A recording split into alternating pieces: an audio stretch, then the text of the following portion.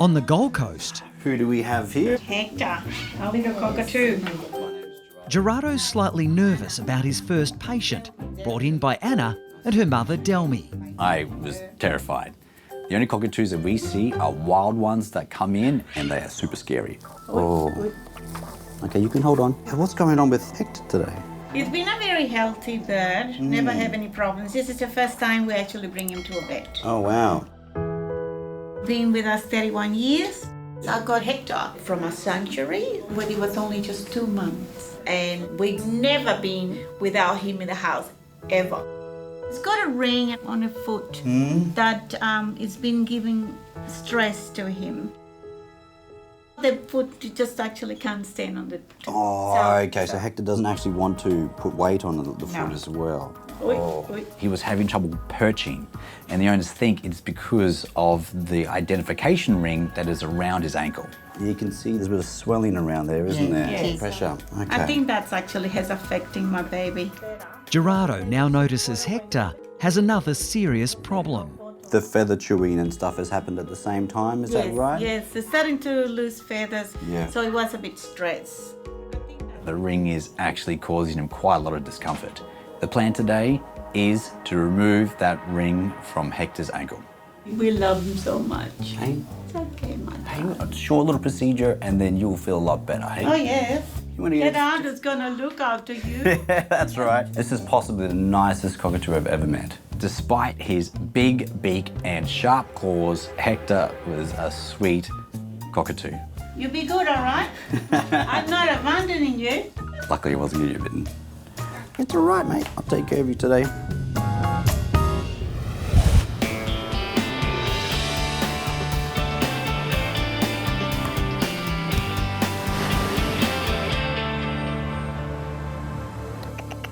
At the Bondi Veterinary Hospital, proud new pup mum Sarah has brought in her 11-week-old golden retriever Rufus to see Kate.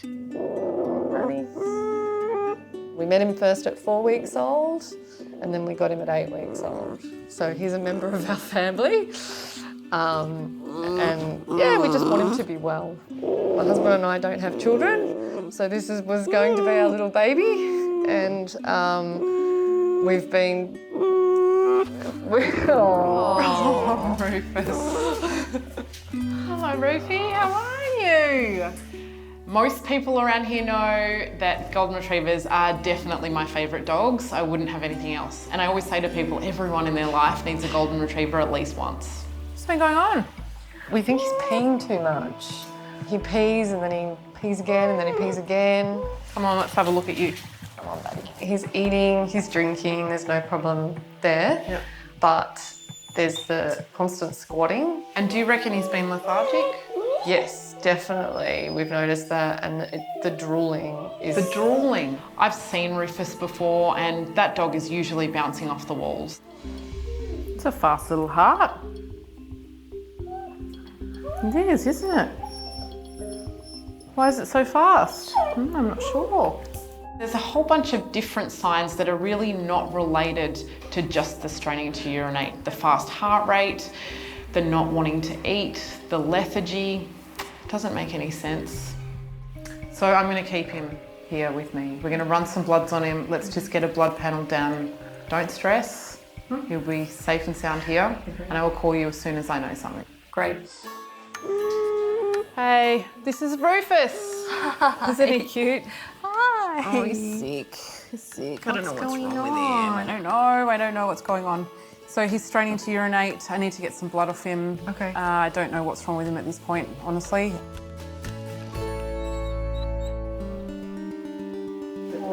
Good boy, Rufus. It's okay. I'm going to send these off as an urgent. These blood results are going to tell us quite a lot and give us a little...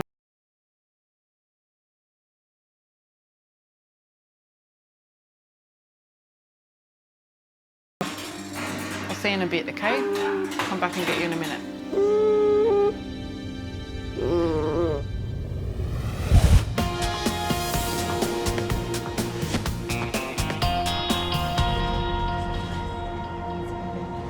Okay, here we are.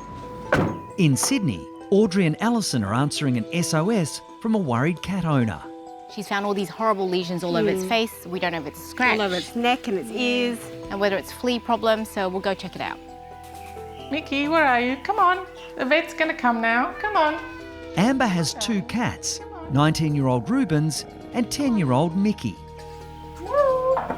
Hi, Amber. Hi. Good. Come in. Here to see Mickey. He's not Yeah, well. no, poor thing. Mickey's about 10 years old and we've had him since he was a kitten, 6 months old. He belonged to a neighbour, but he decided he liked us better. Your vets are here, Mickey. He's probably hiding. I'm sure Where he's are hiding. you? I'm sure he's around here somewhere. So we get down on our hands and knees. Oh, yep, there he is. Shy Mickey knows something's up. Oh! There he is. There we go. Oh. So we get the cat out, we pop it on the table and we give it an initial check. And so how is he in himself? Is he eating and drinking okay? That's fine, that's normal, but he's just miserable. He's just lost his joy for life. I think we're going to have to take him out to the van, have a really good look at these lesions, maybe take a sample as well. And he's getting a little bit stressed. So we'll pop him in his carrier and we'll carry him out. Be interested to see if it's fungal.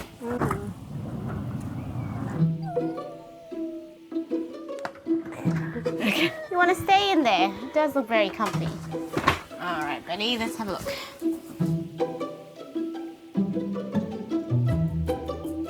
This looks unusual, doesn't it? It looks like a secondary infection to an allergy, something like that. I'll just have a look. Very itchy, buddy, aren't you? So we got Mickey into the van and we're having a really good look and it just looks nasty. It's weepy, it's scaly, it looks very sore. So we take out our UV lamp. Okay, let's shine this UV light on. Oh no. Look at that. Look at that lesion.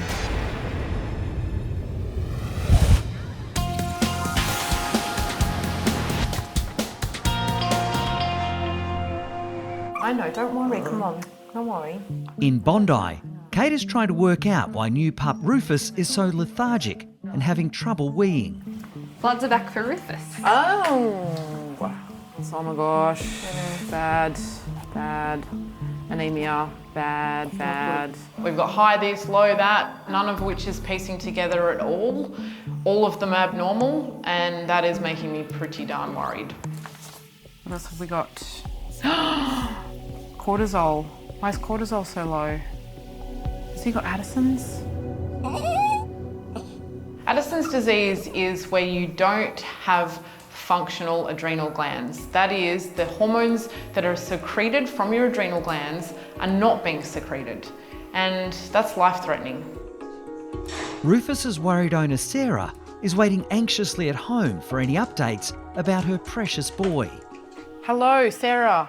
Rufy's fine, but I did want to let you know that the bloods have come through and there's quite a lot of abnormalities in these bloods. What we need to do sort of as a priority now is that we need to actually do an ultrasound.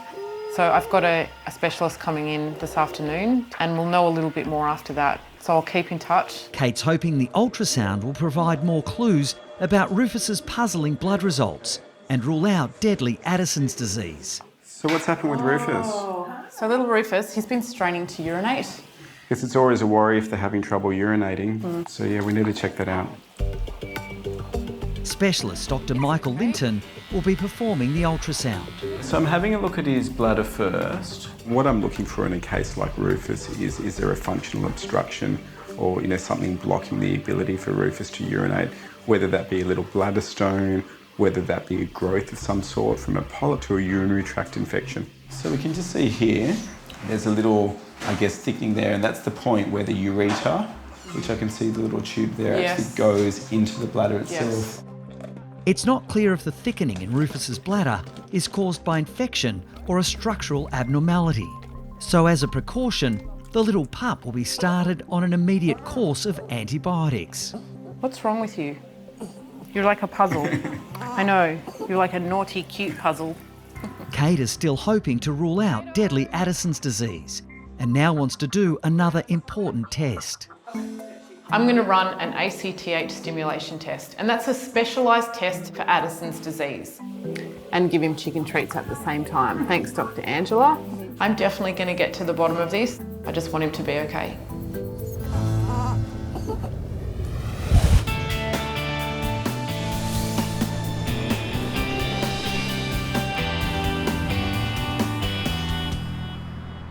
Okay, Hector, it's time. We're not going very far, we're just here. At the emergency hospital, Gerardo is about to try to remove a metal ring that's biting into Hector the pet cockatoo's ankle. I'm going to give you a little bit of anaesthetic gas, and then we're going to take that ring off your leg. Okay, good boy, Hector. There we go. In the beak. There we go. Oh, fit, perfect.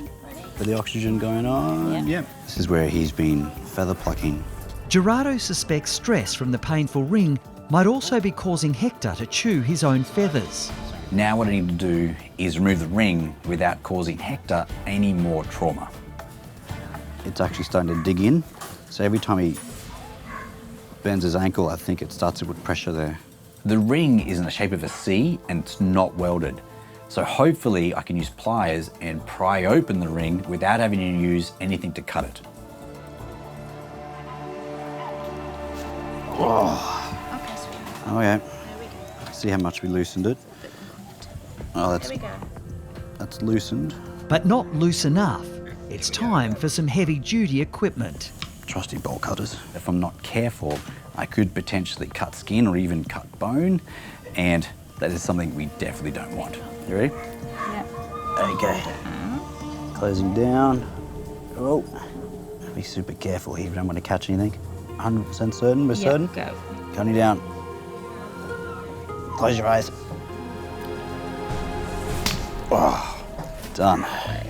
It looks okay, doesn't it? Hector's leg looks perfect. There's no penetration of the skin there.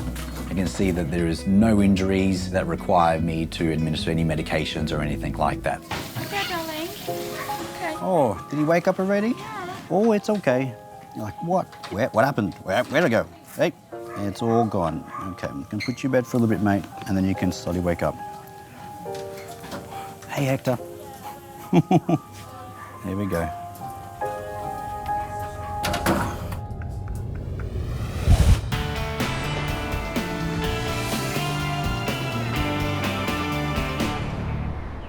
Oh no. In Sydney, Look at that lesion. Audrey and Alison are checking nasty skin lesions on 10-year-old Mickey. Look at that border, the periphery just glowing there on the hair. The fact that it's doing that on the newest lesion and around the peripheries.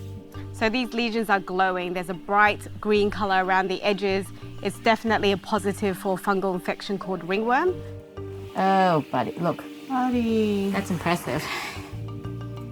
So ringworm can turn pretty nasty. It tends to spread like wildfire in cats. It can spread to the other cat. Oh, that's a good Oh, one. look at that. Now we're worried because this can spread to us. It's a zoonotic infection. So we should probably clean up, put some gloves on. So let's take all the precautions. Gloves it is. So we're giving him a fungal bath. So we're using a special antifungal shampoo and just rubbing that onto the areas for about 10 minutes. You're so good. There is the place to play soccer. So I'm going to clean all around his head. It's quite interesting because actually it's spreading on all the areas. He's scratching with his back foot. So I think he's actually scratching one spot and then spreading it all around his face and neck. Although the special shampoo will help soothe Mickey's badly inflamed skin, he's not looking too impressed. When we had the light just shining on his claws and his paws, they were glowing as well. So that's probably where he's spreading it from. So we'll let the medicated shampoo on now for 10 minutes. And now we're going to pop the cream on. It's a fungal cream and that's going to help clear up that fungal infection a lot quicker. Okay, let's go tell Mum the bad news, huh?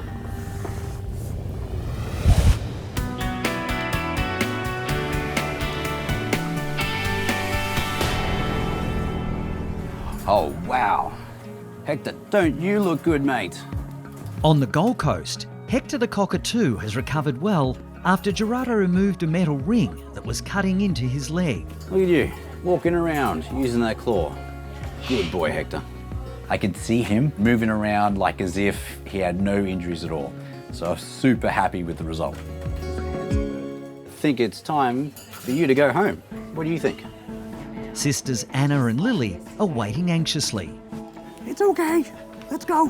I have to call and I have to say, how is he going? Because Mum's still like, can you please find out? Yeah, even she wasn't herself. She said, oh, I hope he doesn't die. And I said, Mum's not going to die. Yeah. Hey team, here is Hector. I'm so excited. Hello, He's been a very well-behaved young man. Once he woke up, he's clawed up out of here, crawled along here, and was clawing up the cage. Okay. Awesome. With no more pain from the tight ankle ring, Gerardo is confident Hector's nervous feather plucking will now stop. Is that better than it was before? Yes, absolutely. Whoa. Oh! That's actually a good sign. No, it is a good sign. Oh, Hector, you pick your moment. Cockatoos live for 60 years, sometimes longer. That is a multi-generational commitment. So we're going to see Mummy now. I know that he is going to be loved for decades to come. We're going to go home now Oh, then? he's like, yeah, get me home. I'm hungry. Thank you. You're a Hallelujah. godsend.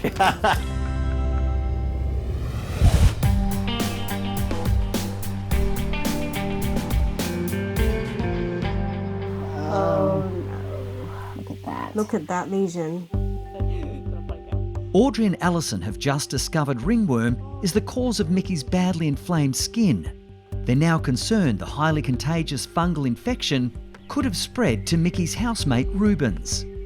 You can see he's quite wet and he looks a little bit oily because we washed all the lesions and we actually popped a cream on. Okay. The first test we did was shine an ultraviolet light all over his skin, and what that looks for is fungus. So if he has got fungal lesions, they'll tend to glow an apple green colour, and he was positive all over. And that's a classic ringworm. It also means that I need to check Rubens to make sure he hasn't caught it. Good luck with that. So Reuben, the other cat, is sitting there really nicely on the chair, looking really chilled. But we know Reuben, and he can be quite feisty. So it's actually going to be a challenge to do this test. 19-year-old Rubens does not like vets. What do you think the best way is for us to approach him? I think just the two of you get in there and just do the tough love. You know, Okay. one holds him one end right. and the other end, because he's he's not going to like it. Oh, Rubens, it's okay. We're just going to shine a light on him. Okay. Oh,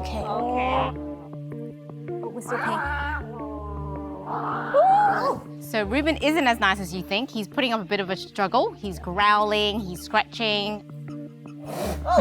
Ringworm is highly contagious, so despite his protests, the girls are determined to thoroughly check grumpy Rubens. Oh, Rubens. Reuben's looking pretty good. We can't see any glows. We've checked the whole surface of him. Rubens. So clear bill of health and no fungus there. Thank you. Bye-bye. A big part of treating the cat is also treating the environment. Because these funguses release spores into the environment, anyone can pick it up. So we need to give it a really good vacuum and also wipe down the surfaces you can. With diluted bleach is probably the best option. So really good vacuum of all the areas that Mickey lies in. Yeah, great. Extra housework. With regular treatment, Mickey should be ringworm-free in a few weeks.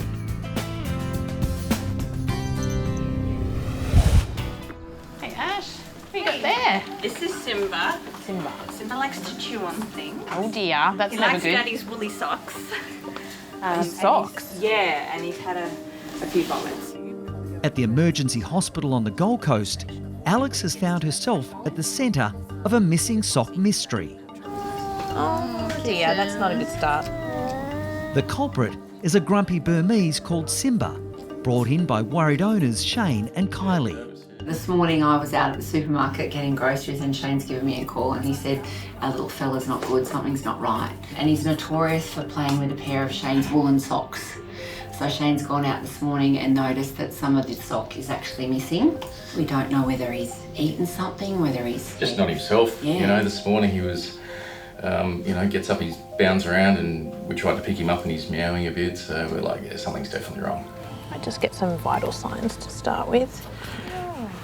But now Alex has to try to find out if Simba is guilty or just grumpy. When cats behave like this, it can be an indication of pain, but it's also possible that Simba just doesn't want to be at the vet's today. I can actually hear him growling. So I feel like this is not going to go very well, Simba. Hey?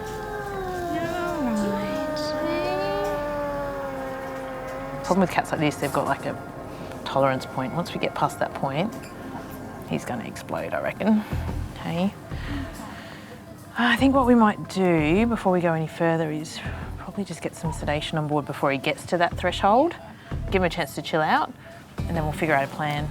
Good boy. Done. Oh, so great. Good boy. If Simba has eaten his dad's sock, it's very serious. We could be talking about emergency surgery here. Oh, mate. What are you going to do today? You're going to find it hard to find that sock if you're not going to be happy with us.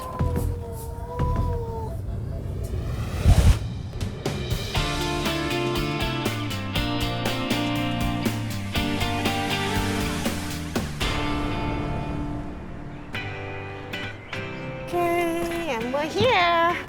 In Sydney, Audrey and Alison are on their way to visit a very special menagerie. Here we go. Brother and sister David and Christine have huge hearts when it comes to animals in need. Good boy. We've got Jakey, Danny, Cody and Gracie the cat. 3 of them are 15 and 1's 8. Love it, they're family. They all need individual walks, diets, attention, different personalities. Get people coming up to say, have a look at the baby, and then when they see it's Cody the dog, they're kind of like, oh. Hi, Christine. Hi, nice to see you again. Hi, David. Christine and David have hearts of gold. They've taken on all these animals. They all have complex medical needs, and they just give all their love, attention, and time to these animals. There's nothing they wouldn't do. Hey, Jakey. Today, the girls are here to treat elderly Jake. Jake's a 15-year-old golden retriever. I've been seeing him for a couple of weeks now, and he's just got a non-healing wound on his leg. You've been so good, just sitting here, letting Auntie Audrey do her thing. He was walking up and down the stairs and he kept knocking it on the edge of the stair. He has got bad arthritis in that left leg. So we just want to have a look how it's healing today. Pretty much every visit has been getting better and better. The wound's granulating well. Not all our patients will just sit here. He's definitely one of a kind, isn't he? You're welcome to sleep if you want. So that's healing really nicely. And that's actually shrunk. So the skin is now starting to contract onto the granulation tissue and grow across. So, And that pink tissue is actually what we want to see. The more red and bleedy, the better it is. Yes. So we'll give it a clean up, and then we might do acupuncture therapy on it. Yes. Here. So we'll swap places now. Okay. My turn. I'm using a combination of laser and electroacupuncture. What we do is a little technique called encircling the dragon, where we put points all around the lesion, sort of in a circle, and hopefully that should speed up healing. Is Jakey going to feel that?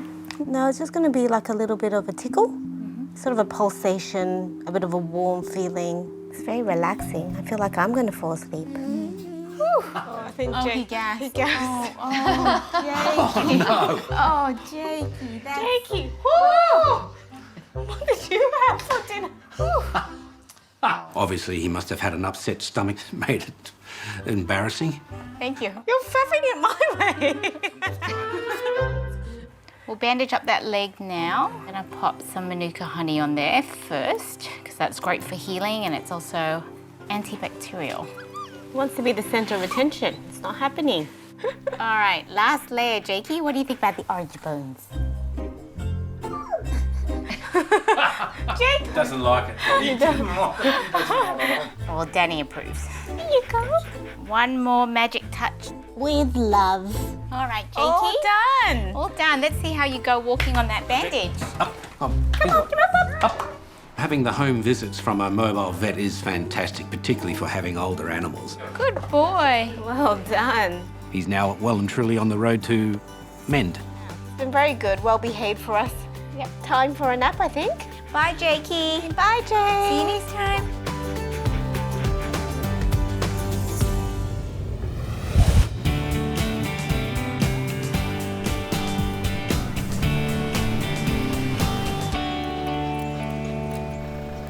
Okay, puppy time.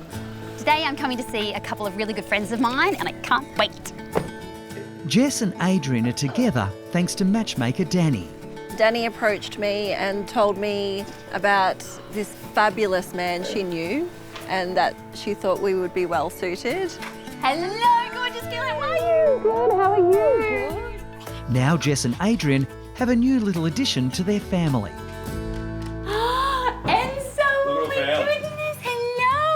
Nice to meet you too. Oh my gosh, you're the cutest little puppy. And hi, sorry. Hi, how are you? Good. Oh, you are the cutest little man, hey? Yes, you are. I am so thrilled seeing the two of them so happy together, and now they have this gorgeous little fur baby and they're this happy little family. Hello, oh hello, oh hello. So today I want to do a bit of a health check and get his vaccinations up to date. Let's have a little look in your mouth. Hey, oh, you're a little nipper. Let's have a look in there. Boy. Oh, beautiful, beautiful. Let's have a little listen to your heart now, mate, hey? Good boy, he's a good boy. That all sounds fantastic. Good boy, hey? Just having a little feel of his patellas, just making sure that they're not luxating, that they feel good. So is there any health issues that we need to be considerate of with mini dashies? Yeah. Unfortunately, the big thing that they get is invertebral disc disease, so spinal issues. It doesn't tend to present till they're sort of 3 to 5 years of age, so nothing to worry about in the short term, but certainly being mindful of that, not having him jump up and down from heights and that sort of thing is good. Good boy. Today I'll be giving Enzo his 10 to 12 week vaccine, and vaccines are really important because it protects them from various infectious diseases. First component is just an oral vaccination, so I'm just going to squirt it into his mouth. Yep. Okay. Oh, good boy. Well done. I'm just going to give you a little needle now, mate. Sorry, pup. All right, so lots of distraction up the front. Oh, so brave. So vaccination's all done. So where are we up to with parasite control? The breeder said that he'll be covered up to 8 weeks. It's really important that all puppies and dogs have parasite control on board.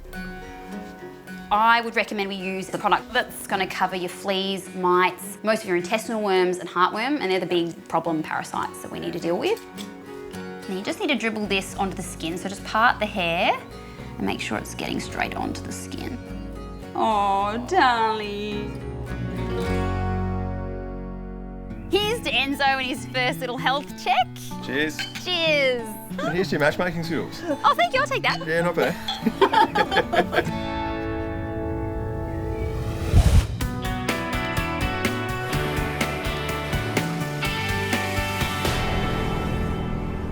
Right, let's check on your little man. How you going in there?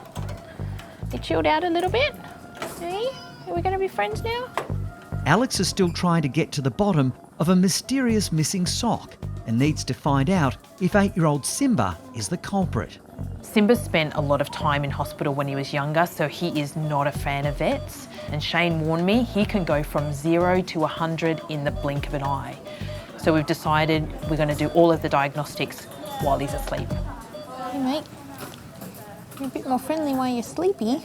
Yeah. Isn't he beautiful and soft? Now we can actually touch him. You're not completely asleep, are you, Simba? In general, cats are pretty sensible with what they put in their mouths, but Burmese do have a reputation, so the possibility that he has eaten something, it's there. I can hear you purr. Yeah. I'm not sure it's purring. I reckon he's swearing under his breath at us, actually. Alex first wants to do an ultrasound to see if the sock shows up in Simba's intestine. Oh, mate, that beautiful coat of yours. It's all got to go. It'll grow back. An intestinal obstruction in an animal can seriously damage the bowel. It can be life-threatening. All right, let's have a look. So if it is a sock, especially a big woolly sock, chances are we're going to see it on the ultrasound. We're looking for any evidence of what we call dropout, which is where the ultrasound waves can't go through, and that can be an obstruction, an object, a sock or something else. Okay, well, I'm not seeing anything. I don't think there's a sock in there. So the ultrasound's clear, which is good news. There's nothing that I'm seeing that looks like a sock or any other blockage. I think we should do an X-ray, just to be sure. Yeah.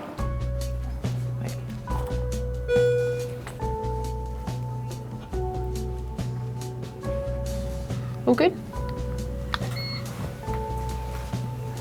Moment of truth, Simba. Not seeing anything that worries me too much. All right, we know there's nothing on the X-ray, so what we don't know is exactly what's wrong. I think we should check him over for a tick. Yeah. Do you reckon you could go all over him? Sure. Yeah, run your hands over him, just go from end to end, just make sure there's no ticks there anywhere. We're always worried about ticks in this part of the world, and Shane and Kylie did mention that Simba had had some raggedy breathing. I can't find anything. No? No. Okay. All right, it was worth a look for sure. Yeah. I reckon let's get him back to bed and wake him up. Yeah, no worries. Come on, buddy. Simba doesn't have a blockage, but I still don't know what's wrong with him. Caitlin, just watch him when he wakes up, and I know that he's going to be too happy once he's awake.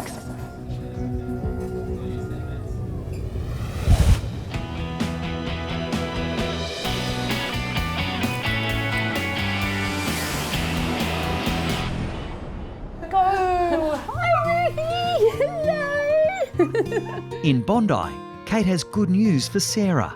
Rufus has been cleared of Addison's disease, and there's no sign of a urinary tract infection. He is so much better. He's not straining. No, Great. no. And he looks like he's back to his happy little camper. Yes. Hope to see you again, but not too soon. Okay? I know I love you. See you later, little alligator. Thanks so much for everything. Come on, Ruthie. Yeah. Come on.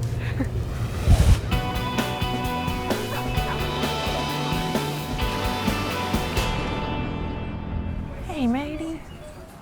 You awake? Hey, buddy.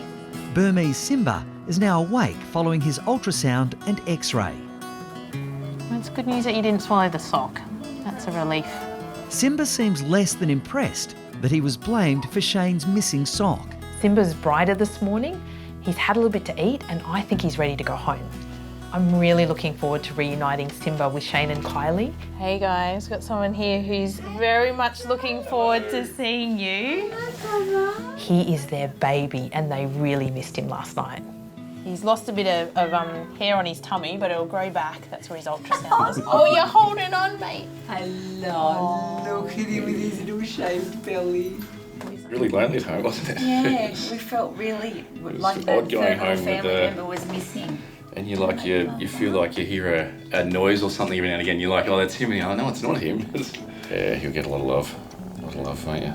He's obviously done well with you guys because honestly he's in a lot better mood. So well done, Alex. Yeah, no, he was a champion, so yeah. Take him home. All right, Give him mate. lots of love. Yeah, thank you. Okay? The main thing is that we ruled all those things out. So the mystery of Shane's woolly sock continues, but at least we know it's not in Simba.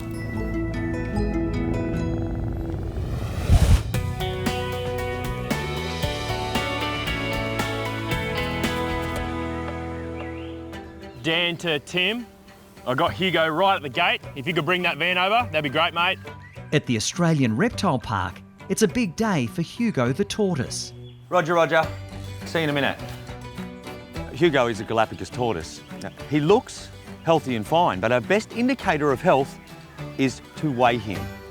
That's not easy. We need industrial scales like that at the vet for weighing large animals. So we have to take Hugo to the vet at least once a year. Galaps are really intelligent, and it's fair to say that Hugo doesn't really like the process. He spotted me. Yeah, mate, he's trying to head away now. We better do this quick. I saw him freeze. Yeah, he froze and he's like, oh no. It's all right, buddy. It's all right. Well, he looks good, mate. Yeah, exactly. Monitoring that weight and also too his size in general is just the best way to judge if he's truly healthy. But to me, he looks spot on. He looks good. For an old man. Now the challenge starts. We've got to lift this lump of a tortoise into the van. Are you limber? Was that I'm already ready. Murph Hughes style? Hugo is 70 years old. He could max out at 200 years old and 260 kilos. Mate, he's off, mate. We better go. We better Look go. at him. He's quick. Full He's quick. speed. This is it. Okay, All right, ready? Yep. One, two, three. Let's just try and get in close. Tim needs a plan B if he has any chance of moving heavyweight Hugo.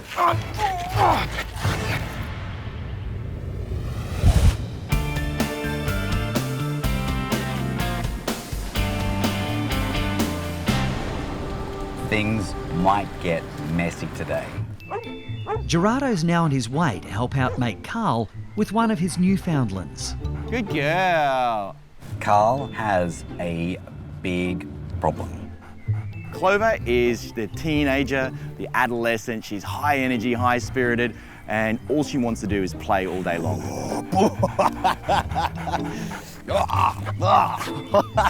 Hello, big shaggy waggy. She's only like about 1.5, so not very old, but when you see her, she's distinctly bigger. And you're like, Clover. How do you go with the slime, the drool? I just don't wear my work clothes around her. Immediately I can tell that Clover has a problem. She is indeed overweight.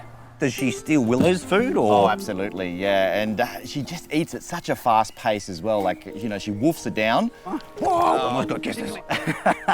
If she remains this way, she's going to develop degenerative joint issues in the future. Have a feel of Willow. Significantly different, right, hey? Definitely different. And when you look from the top down, Willow has like a nice waist. Yep. Clover's a bit straight.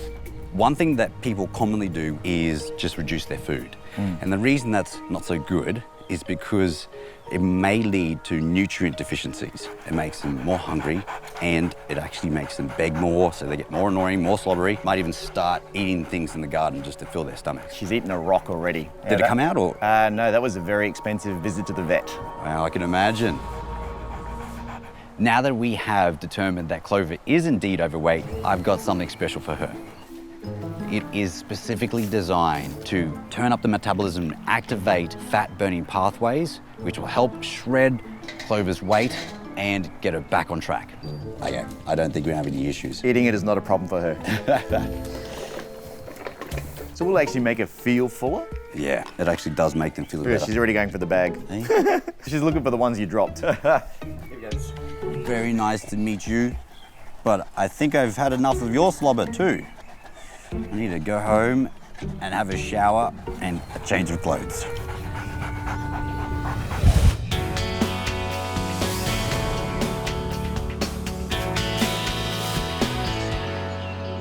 One, two, three.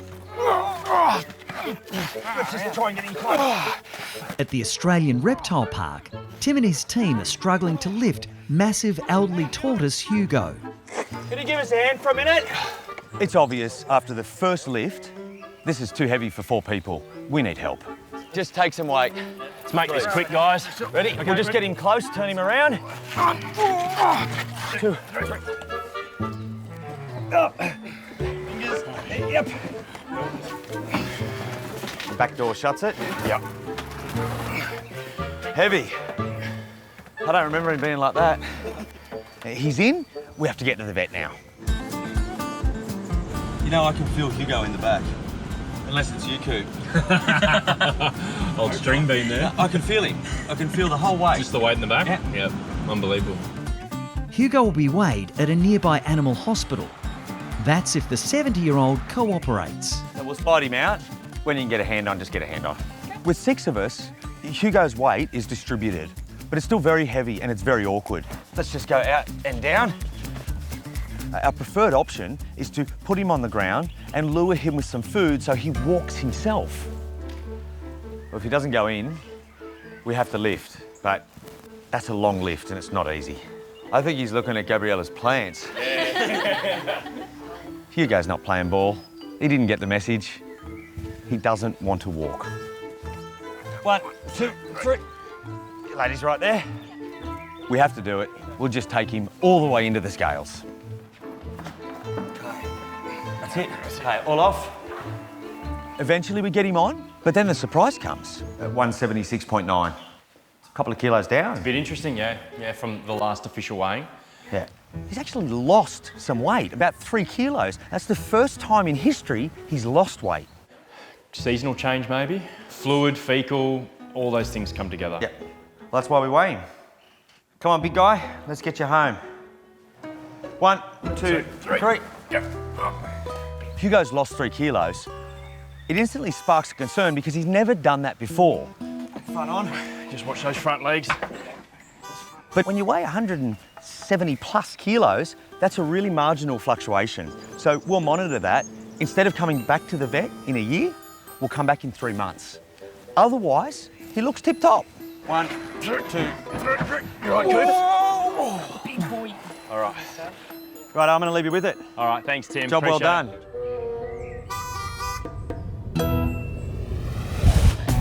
it. 2 weeks later, Hector the Cockatoo has fully recovered after having a tight band removed from his leg. With Simba in the clear, his owners report there's still no sign of that missing sock. And it's good news for tortoiseshell cat Mickey, with his nasty ringworm now under control. Oh, you're looking so much better. Let's take our medicine. Down the hatch. Beautiful.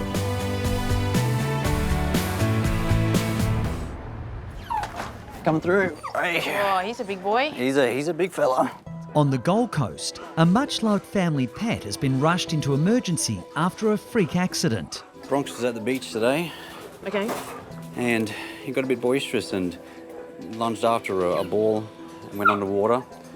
Possibly actually swallowed some water, and he had to vomit a bit later on, and then actually started to develop breathing difficulty after he had a vomit. And the first thing I noticed is this dog is breathing fast and shallow. It does not look normal. Alex and Gerardo fear that if Bronx has swallowed so much seawater that it's causing him to vomit, the consequences could be fatal. If they're playing with a ball in the water, exactly, and then they go to grab the ball, yeah, it's one thing if he's inhaled the seawater, but if he's inhaled the vomit, then he's at much more risk of developing something like pneumonia, really, isn't he? Bronx urgently needs an ultrasound so Alex and Gerardo can find out if there's any fluid in his lungs. That's fine. I got him. Okay. So sometimes the ultrasound can tell us a lot of information about what's going on. Oh, look at this. Whoa, whoa, here we go. Is that shred sign? That's shred sign, yeah. So that's lung that is full of fluid. Whoa, okay, mate, He's okay. off, he's off. Okay, well, that's enough to let us know that that side's not that good. Let me just one last little peek. Okay. It's okay, Yeah, it's one last okay. little peek, here we go. That's the heart beating underneath, and the thing above it, which... That is lung filled with fluid. That's not good. That's not good, that could be vomit. When you've got fluid in the lungs like that, that's where the air should be. So that means he's not able to exchange gas to take oxygen in and move that round into his bloodstream. And that's why he's probably feeling very lethargic, while he's having difficulty breathing, because he's really working to get that oxygen into his lungs, but it's not very effective. The other thing we would worry about is this is seawater, which is high in salt.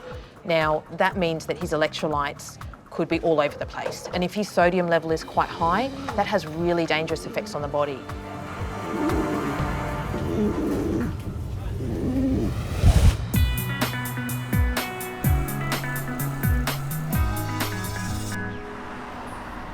Let's see what's going on with you, hey? In Melbourne, it's another busy day for Danny. Her next client is on his way in, and his daughter Chantel has sent a video message giving Danny a heads up about what's wrong. Hi Danny, I really love animals, and one day I'd like to be a vet. Our dog Lexi has something wrong with her paw, and I was hoping that you could have a look at her. Also, my dad has been feeding her too many treats, and she's gonna need to lose some weight too. Bye. Oh, that's so sweet. Chanel is such a darling. That video is too adorable. And I think her dad's in a little bit of trouble. Alex. Truckie Nigel's been well and truly dobbed in. And he's just arrived with his constant companion, 4-year-old Lexi. Come here. She's a really good friend.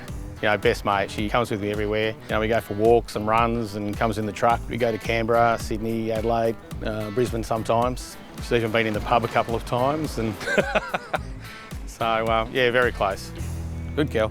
Hello, Nigel. Hey, Danny, how you doing? Yeah, good, thanks. That's hey, all right. Lex. How you going, sweetie pie? What brings you in today? She's actually got a sore on her paw. Okay. That she's had for a few days and she's been licking it. Sure. So I'd like you to have a look at that if you don't mind. Yeah, of course. All right, fantastic. Now, a little birdie might have told me that Lexi might have gained a little bit of weight. Yeah, the little birdie's probably my daughter, Chanel. I think she might have dobbed me in. Yes, Yeah. I think Dad's in trouble. Yeah, good chance. It could be all the extra pizzas and hamburgers with a lot that she has when she's away. Because, you know, we go Probably away and do it, Nigel.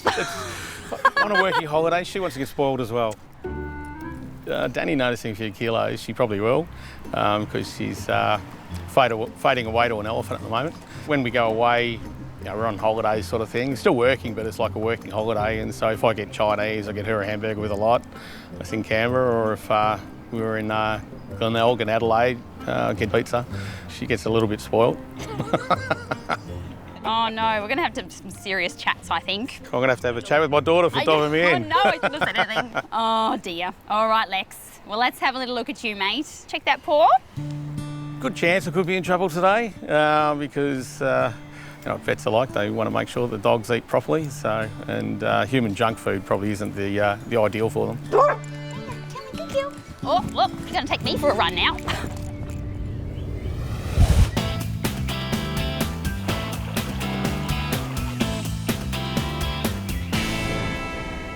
Near Canberra, mobile vets and twins Audrey and Alison are making an unusual house call to one of their regulars. So do you think Spot's going to be happy to see us today?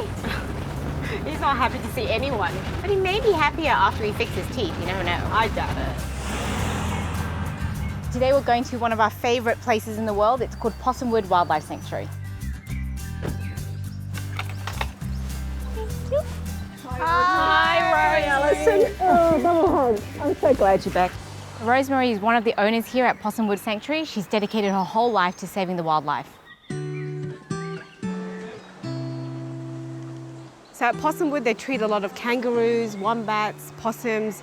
So when you walk in the gate, the first thing you notice is lots of roos. We've got mothers and joeys, and it's just amazing to watch and see. Hey, where's your mama? And how's our new patient? He's a bit naughty. A bit naughty. Yeah, uncooperative. Uncooperative. And it'll be a challenge. We'll have our work cut out for us today then. Certainly will. Yes. Certainly will. You're going to be the bait. We've got him out the back, so he's ready and waiting. Okay. We got this. Let's do this. All right, thanks Rosemary. Rosemary's got this sly little smile on, so I'm starting to get nervous. Hello? But it's not a roo that Rosemary has lined up for the girls today. So we walk to the back of the house and there's a cage inside a cage. Oh, hello. He doesn't look that bad. So we go up to the cage and we see a cute little wombat. Hey. Spot not happy. I love wombats. I think they're so cute and cuddly. They look like they wouldn't hurt a fly, and then you meet Spot. Oh, that was lunch. So Rosemary's mentioned that she has seen that there's a problem with his teeth. That's why we're here. We want to give them a good look. So the action plan today is we have to get the wombat out Yes, first. we have to get the wombat out. Now, that is the challenge. The problem with wombats is when they bite you, they actually bite and twist. So they do quite a lot of damage if they get, say, your finger or something stuck in their mouth. Oh my goodness. Oh, Lord. There's snarling, there's growling, he's lunging at us. He's just completely turned 360. Oh no! He's going to jump.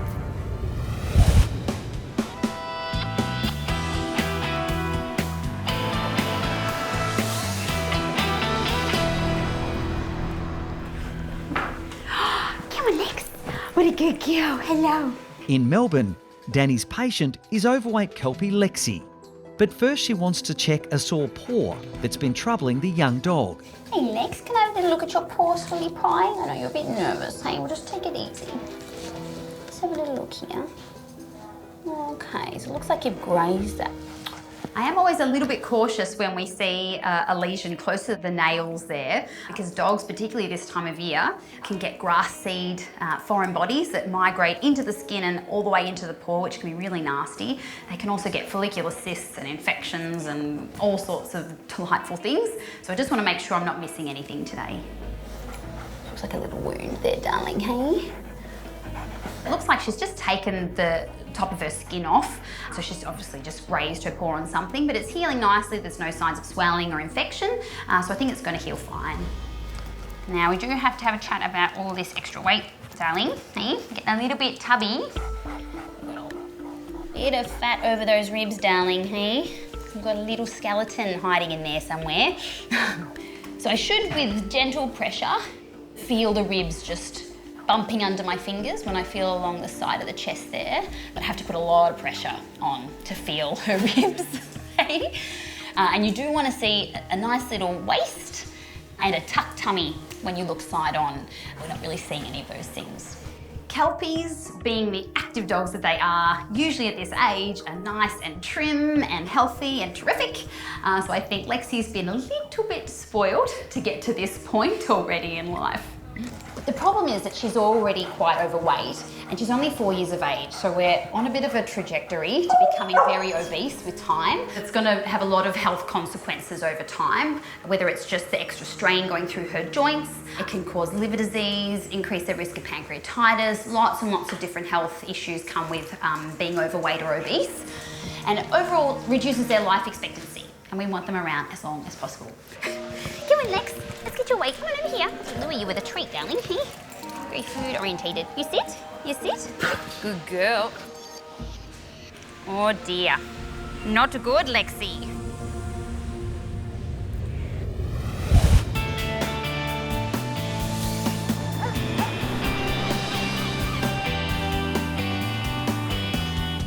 Oh, wow. It's on that side as well. It's on the other side as well. On the Gold Coast, it's not good news for American Staffy Bronx. Alex and Gerardo have performed an ultrasound, and it's showing massive amounts of fluid in the young dog's lungs. Okay. Oh, I know it's okay. Bronx has ended up in emergency after swallowing seawater at the beach. We've put a pulse oximeter on Bronx. Now that measures the saturation of oxygen in the blood. We like to see it sitting somewhere between 96 and 100%. On Bronx, it's varying between 86 up to 95. The big concern is if that consistently drops below 90, then he's definitely going to need to go on oxygen. 83, 80, ooh. 88. Come on, come on, come on, come on, come on, come on. 95. He's able to breathe enough oxygen at this stage. It would be nice to see it staying consistently above 95. It does worry me. Let's put Bronx in a bed, give him a bit of sedation, go have a chat with his family. Hey, he's just a bit nervous. Just take your time, mate. Just take your time. It's okay. Good boy, that's the way. We're gonna go in this nice comfy bed. Oh boy, there's a bed for me. Hop in, mate. Good boy. There we are. You sit down there. Hey, you sit down there, my friend. Looks can be a little bit deceiving in this case. He looks okay. It's only when you observe closely his breathing that you see that he's putting more effort into each breath than he should be, and he's just not quite himself. He's quiet, he's lethargic, he's not feeling right. You just let that bit of sedation take its effect and I'll come back and see you soon. Good boy, Bronx. Good boy. Bronx's owners, Grant and Shanae, have been anxiously waiting for any news about their beloved boy. Grant, is it? Yeah. Hey, Grant, I'm Alex. And Shanae? Yep. Hey, guys, come on through. We'll have a bit of a chat about your boy. So what I can tell you from what we're seeing with Bronx today is he's having trouble breathing there. Yeah. Now, we've put the ultrasound probe on his chest, and what I can see is where there normally would be air in those lungs, he's got some fluid. Yeah. So what we don't know is what is that fluid. Yeah. It may be just the salt water that he's inhaled as he's gone to bob down and get the ball, but it's also possible when he had that vomit, he may have inhaled some of that vomit as well, and it would explain why he's having the trouble breathing. I got Bronx as a puppy, then took him to work with me every day. Comes home and sleeps in my bed. He can't run, he puts his head in the water as he's trying to get the ball, but he misses the ball every time. He's just Gumby. He means the world to me. Dad's going to come pick you up real soon. Hey, just got to get you sorted out.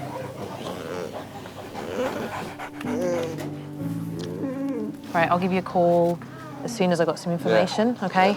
And then we make a decision together about what needs to happen with him.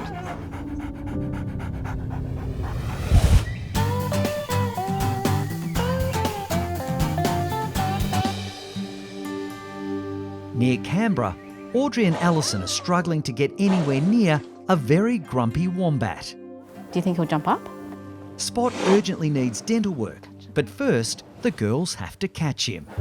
See, he seems so sweet when he's just... He is sweet when you're just not doing anything to him. We need to do things to him. So Spot was found on the side of the road with his mother, who had been hit by a car and had unfortunately passed away. And he's been angry ever since. We're going to have to maybe get him to one side of this bin and someone come from behind and sedate him in the thigh. So someone does the jabbing and someone does the... distraction. Distraction. Which end do you want? I think you're better at jabbing. Okay, you can get the bitey I'll end. get the distraction bitey end. You've got to get that needle in like straight away because he's going to be thrashing and I have nothing to protect you with. The towel. The towel is not going to do anything. Grab me the broomstick. Yeah. I'm a little bit scared because I'm really depending on Alison to be very distracting with her broom and just get him to try and bite her instead. Let's go. Pray for me. God. Oh my God. Oh my God. I'm not feeling confident. I'm not feeling confident with this head. Okay, do you want me to Give me the towel. cover the head? That's not covering the head. I think I can. No. Go, go, go, go, go. I did it. I did it. I found the needle, but I did it. Close it, close it, close it, close it. Yeah. I did the needle. But I think it went in. Did you give him the whole dose? Yeah, that's 0.2. So we're just going to make sure that he is sleepy enough for us to carry him because that sedation's going to wear off pretty quick. You want to give him a bit of a nudge? Yeah, you go ahead. The girls must move quickly before Spot wakes up. Oh my God, he's so heavy. He's somewhere in there. Quick. Oh, he's waking up, he's waking up, he's waking up. Oh my God, he's going to get out.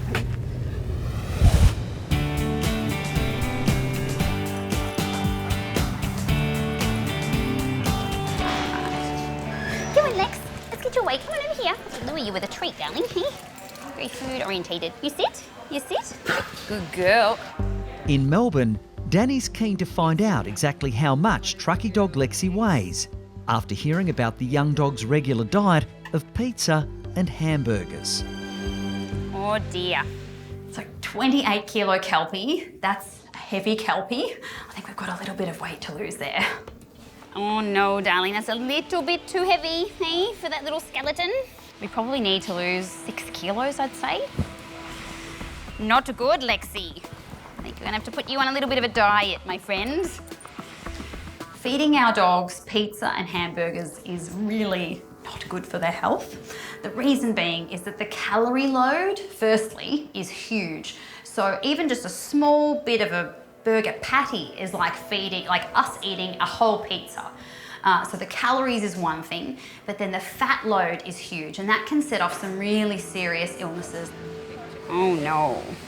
I need some of this little darling. So pizzas, hamburgers with the lot, all of that is going to be off the menu from now on.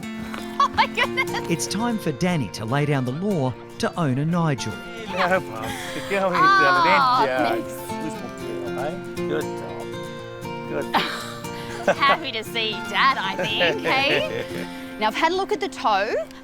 Not concerned. It looks like she's just grazed the top of her toe there. Yep. Just keep an eye on it, keep it nice and dry and clean. Yep. But it's healing nicely, so that's good. However, we are a little bit tubby. So she's weighed in at 28 kilos today. Yep. She probably needs to lose 6 kilos. So we're going to have to really rein in all that cheeky food that we're giving her, all right? So I have got this dry food. So this will help you get the weight off and keep it off as well. So we'll start Lexi on 3.5 cups, and that is her whole diet. That's the whole diet? That's the whole day's amount of food.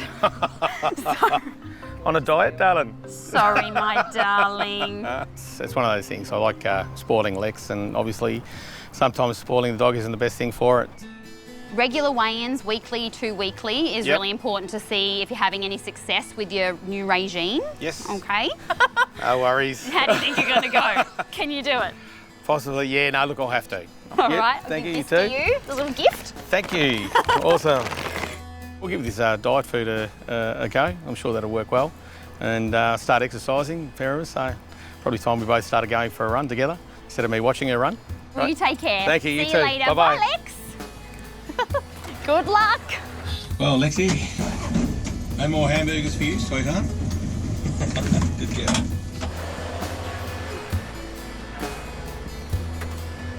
Wasn't too bad, was it, Lex? Hey.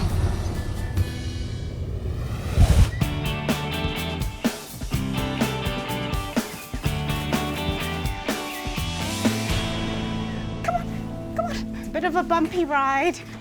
After finally managing to capture Spot the wombat, Alison and Audrey are keen to get started on his dental surgery. Oh, watch that claw. Oh, you are not right. So we constantly have to monitor their heart rate, their respiratory rate, their depth of anaesthetic, because with these guys, they can turn pretty quickly. His heart rate's good. It's a good body condition. It's a good body condition considering he's had a bit of trouble eating, so we're quite pleased with that. Yep, so we've definitely done some damage to those top incisors. It's quite sharp. I think that's what's cutting his lip at the top. Given how shattered those top teeth are, it's probably the reason why he's so angry, because it must be quite sore. So we'll file down his teeth just because there are some sharp edges there that are cutting into his lip. Yeah. Wombats have open-rooted teeth, and that means that their teeth continue to grow throughout their life. Once we get those sharp bits out the way and it grows through, they should be well enough to be able to eat and drink normally again. So as we're using the electric drill to file down those teeth to make it nice and smooth, we've got to make sure that we don't overheat the surface. So I'm getting Alison to just dribble some water onto the surface of the teeth, and that should drill away nicely for us. He's getting light. Can you turn him back on, please? So we just got to keep analysing his depth, and as soon as we feel like he's getting light, we'll put the mask back on for a little bit. It's vital that Spot stays sedated so he doesn't wake up and bite Audrey's hands. I've only got a little bit more to do on that side, and then I'm happy. Yeah, it's pretty good. So I'm pretty happy with what we've done today. Those teeth feel really nice and smooth. There's no sharp edges there that are going to cut into his lip when he's trying to eat. So I think he'll feel a lot more comfortable now. Okay. Back to where you were before, like nothing happened. It's so hard looking at him now to think how aggressive he was. And he's so cute right now. He looks like an angel just sleeping there. Good night, Spot. Sleepy sleep. So it's great that this is now done, so that once he's recovered, he can be safely released back into the wild. There we go, buddy. Sleepy sleep.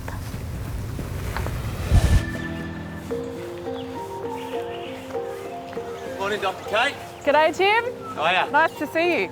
Kate's travelling from Bondi to the Australian Reptile Park today to help Tim with some extra special patients. After you. There's 3 of them in here. 3. We rescued some platypus throughout recent bushfire and droughts. They faced a certain death. We've rehabilitated them, and now it's time to release them. People are fascinated by platypus, and it's no surprise. They're living, breathing dinosaurs. The first platypus was sent back to the motherland, Britain, and the scientists there thought it was a hoax, that someone had taken the bill off a duck, the tail off a beaver, and sewn this creature together. Turns out it was just the Australian platypus.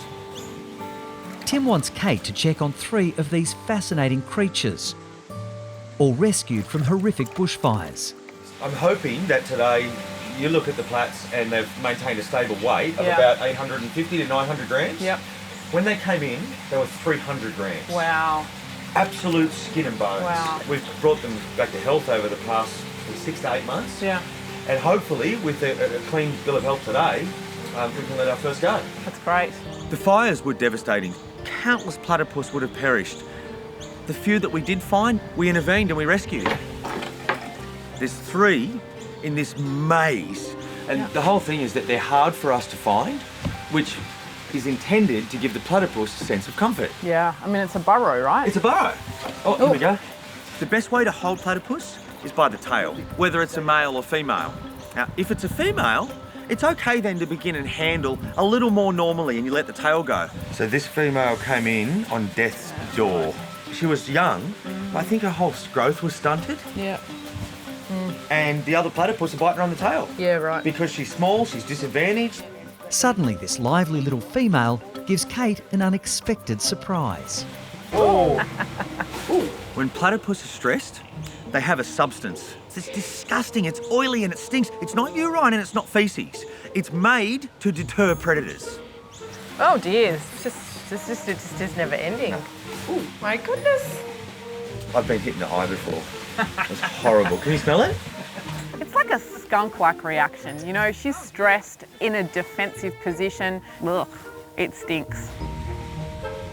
Yeah, she's gorgeous.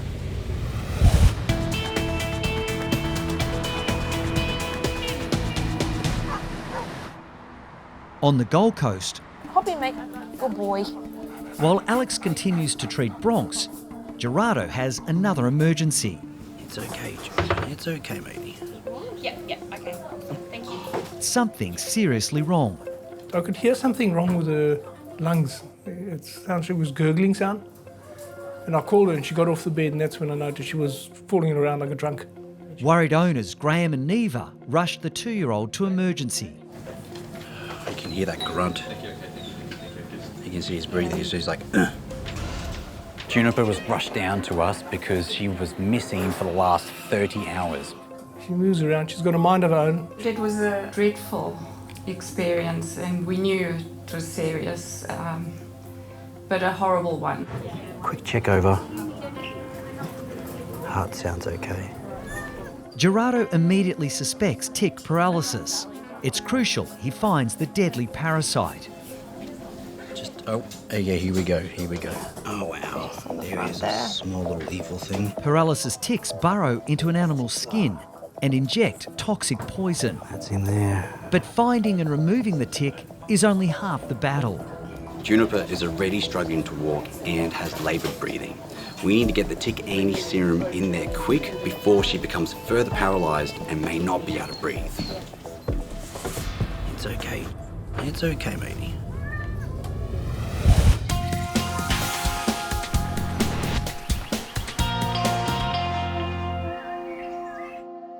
Oh, God. I've been hit in the eye before. It's horrible. Can you smell it? Ugh, it stinks. At Tim's Australian Reptile Park, Kate is checking on some little bushfire survivors. Have a look at you, little monkey. Beautiful, hey? Beautiful, nose good. One platypus isn't keen on all the attention. I know, sweetheart. Gosh, she's good weight. Yeah? Yeah, I mean, You can look at just this feel it, tail. can't you? Platypus, you can tell quite a lot from their coat. When they do get sick, they quite often are not as water resistant as when they're well. But she'll be all right. Yeah. Her body condition's great, meaning she's pretty fat. Yeah. Well, we've got a little bit of a soft spot for her, so that doesn't surprise me. She was in incredibly bad health, so the fact that she's carrying a little bit too much weight now is okay. Hopefully this lively girl can soon be released back into the wild. Here you go, sweetie. Go over here. One. What have you got there? Male. Male. Yeah, 100%. So we can very quickly see the spurs. Yeah. I'll put a glove on. Yeah. Kate's next patient has to be handled with extreme care. And at all costs, you stay away from those spurs. Yeah. Male platypus carry venom, and they have a spur to deliver that venom. It's on the inside of their back legs, and it's one of the most painful bites or stings on Earth. Buddy, don't spur me. Ooh. I know of 1 or 2 people that have been hit. They go on suicide watch because the pain is Wow. non-treatable. No Yeah. morphine, there's no painkiller drugs. Yeah. They want their hand chopped off, and it doesn't end. Let's not get spurred. This male is a total wriggler. He just wants to get away. He will fight to the death if he has to. Okay, calm down. He's trying really hard to get his back legs up so that he can get me spurred, and there is no way that's going to happen. That's great. His weight's been stable? Stable. So he's at 950 to, Yeah, right. to 1050. Yeah. So you think my thoughts are right? Get these 2 out? Just hold her for a couple of weeks. Yeah, that's good. So they can go in. We'll make a plan for a couple of weeks from now. Great. I'm just going to pop him back. Can you please grab her? Yep, I've got him. The first 2 platypus will stay with Tim for a bit longer, but he's hoping number 3, nicknamed Priscilla, has recovered enough to go back to the wild. I really like her health. I really like where she's at. And what I would like Kate to do is second that opinion. Now, what we'll do is have a look at this tail. The tail is a really good way of being able to actually have a look at how thin they are. And by folding it inwards, a bit like you would a piece of paper, you can often tell how much subcutaneous fat is actually in that tail. Great. Feet, no ticks, no little lesions. Check this out on the front feet. See where the knuckles actually fold? Yeah. Then the webbing. Watch the webbing. The webbing extends like a duck's foot all the way out. But when they close their hand, their claws come off their knuckles. Right. Beautiful. She looks gorgeous. Well, this is great. She's in really good nick. You happy? I think she looks amazing. It's good news for Priscilla. You're going to go back to the wild where you belong.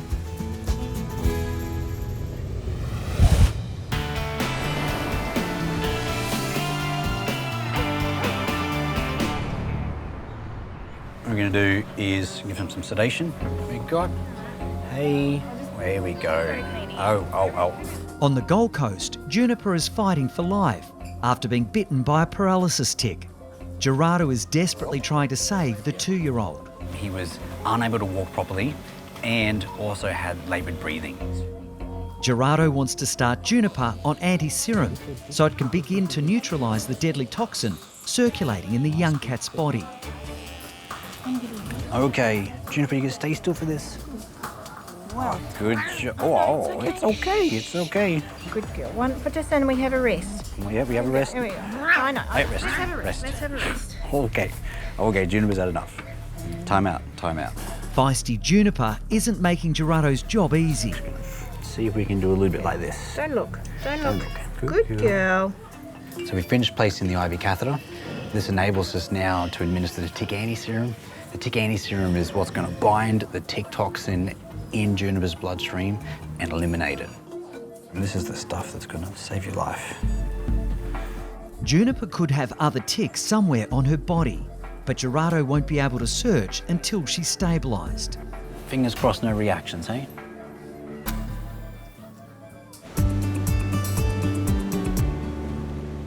Hello, Juniper. Oh, hello. 5 hours later, we finished administering the tick anti-serum to Juniper, and thankfully there were no reactions. This is amazing. She's up, walking around. She's still wobbling her back legs, but this is great news. The next step is a full body clip where we look for any more ticks, and then after that, it's up to her and just time. Next time I see you, you're going to be looking completely different.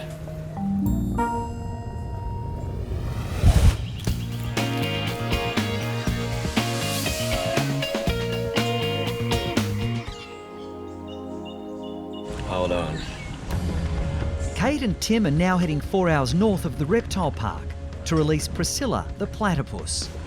We made it. The area that we've come to is just on the western side of the Barrington Tops. We've got one last river crossing. This place is not easy to get to, but it's hidden away and that makes it beautiful. The first job is finding a suitable spot for the young female to call home. The perfect spot. The perfect spot. For me, it's really breathtaking to be here. Last year wasn't a blade of grass on the ground. The river was bone dry. There were animals dying everywhere. And to come here now, it almost looks perfect. But it's missing one thing, platypus. Right now, we really just need to find that big pool of water. Yeah. And once we do, we'll have our spot to let it go. I'm looking for key indicators. Is the water clean? Is there fresh water coming in? Is the grass green, indicating that we're not just going to have topsoil erosion into the water? All of those boxes are ticked here right now. And that's the exact type of structure that we want. And they don't mind walking up an embankment if they have to. Yeah, okay. They'd much rather enter from the water, but this all looks great. Kate and I have walked along a few hundred metres of riverbank, and then with a big halo over it is the perfect spot. The still pool that we've been looking for. There's a natural ford, a rock wall, that's making a dam behind it. Nice flowing current with deep pockets. This is Priscilla's new home. She travelled well. She did. I can see why this is a good platypus home.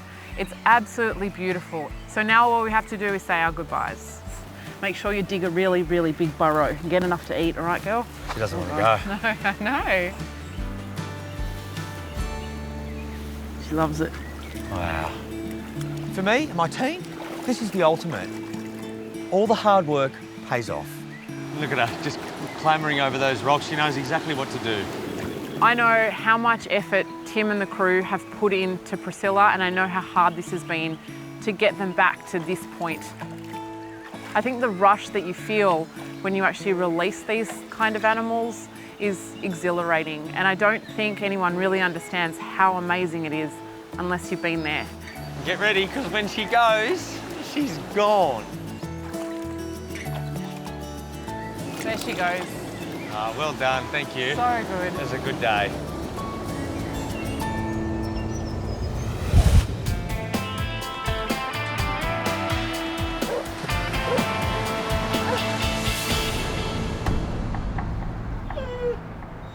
On the Gold Coast, Are you crying, buddy? Hey, what's wrong, Missing your dad, aren't you? 18-month-old Bronx has swallowed large amounts of seawater after lunging for a ball at the beach. Alex is concerned the salt content could have a catastrophic effect on the young dog. Let's get this IV catheter in and then we can see what this sodium level is. That's at least the first step. Good boy. You got him there? That's all right, man. Good boy. You're a bit jumpy. You're all right, Bronx. I think until we've got a better idea of how bad things are, he's really just got to stay here.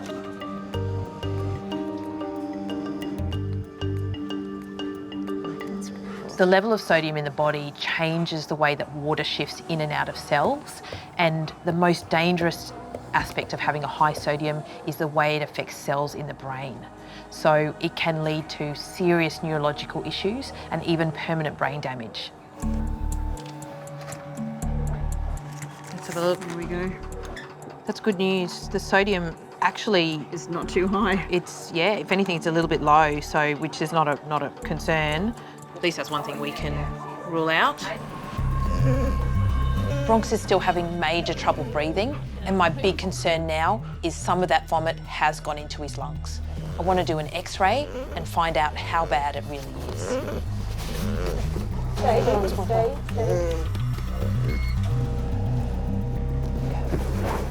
What I'm seeing here is his airways are outlined.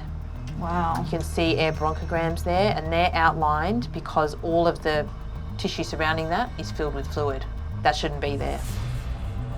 So we're going to start antibiotics straight away and monitor him really closely through the night tonight.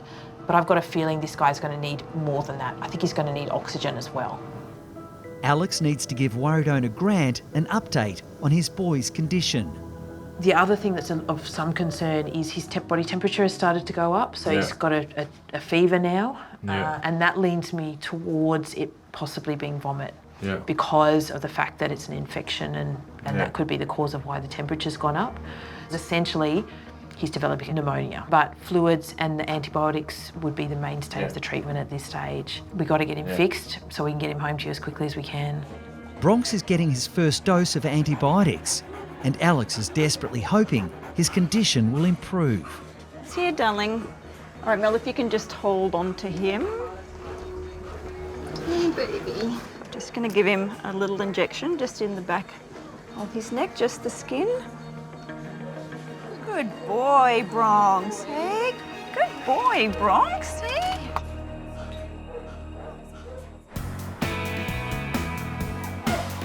In another part of the emergency hospital, Alex's partner Gerardo has been treating an intensive care patient. Oh, Juniper, hello. 2-year-old ragdoll Juniper was rushed in after she became paralysed and was struggling to breathe. Oh, wow. Gerardo quickly discovered the culprit, a deadly paralysis tick. The young cat has been given a dose of anti-serum and a haircut in case of more ticks. Oh, Juniper, you don't look very happy about your haircut. A new-look Juniper is ready to be reunited with her anxious owners. Let's see how you're going. Oh, wow. Ready to rock and roll and go home. Before I take you out to Mummy and Daddy, I'm going to put one of these collars on, which I recommend any kitty cat wears. The collar does two things. One is it kills ticks, but the second is that it repels ticks, and that's super important because we don't want those ticks to bind at all and inject any toxin. She's super good to go home. Okay, Juniper, let's go. Owners Neva and Graham can't wait to see their special girl. You look like a sphinx, kitty. We're just so happy that she's come through and pulled through all this. Hello, sweet George. Where's little Juniper? Where was the tickle yesterday? Yeah, see where the tick was? Yes. Beautiful. Thank you very much, Doctor. Thank you.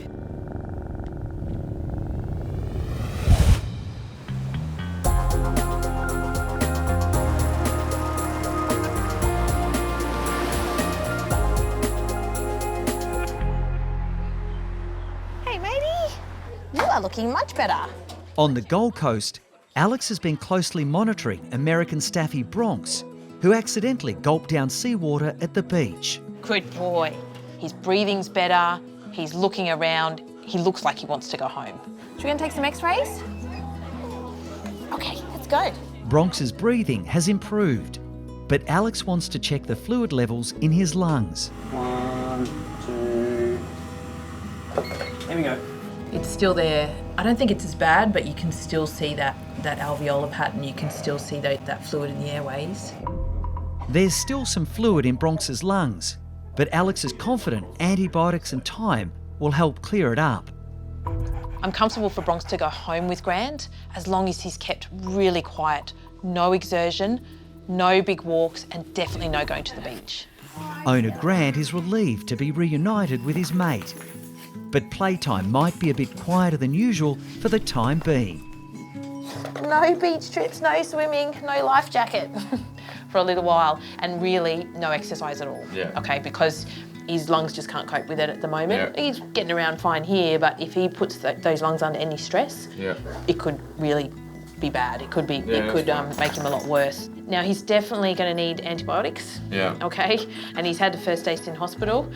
So tablets. You reckon he can get tablets down him? Yeah. Yeah. A bit of food. Yeah. Go straight down. Just like a person recovering, coming out of hospital, he just needs lots of rest, lots of cuddles, and not a lot of exercise. So okay.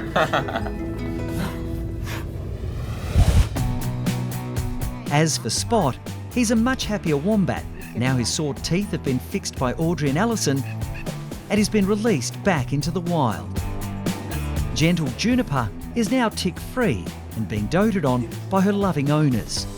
Okay. Up your pop, my darling. And as for overweight dog Lexi, Where are we going?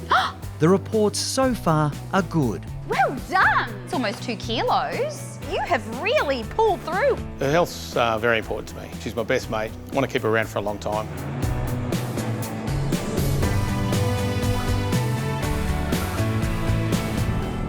Hi, this is Poppy. Poppy just got attacked while on a walk by a larger dog. On the Gold Coast, vet nurse Tracy is rushing in an emergency patient badly bitten in a fight. There on the right side. You can see she's got her mum's very upset. We couldn't get the dog off Poppy. It was horrible.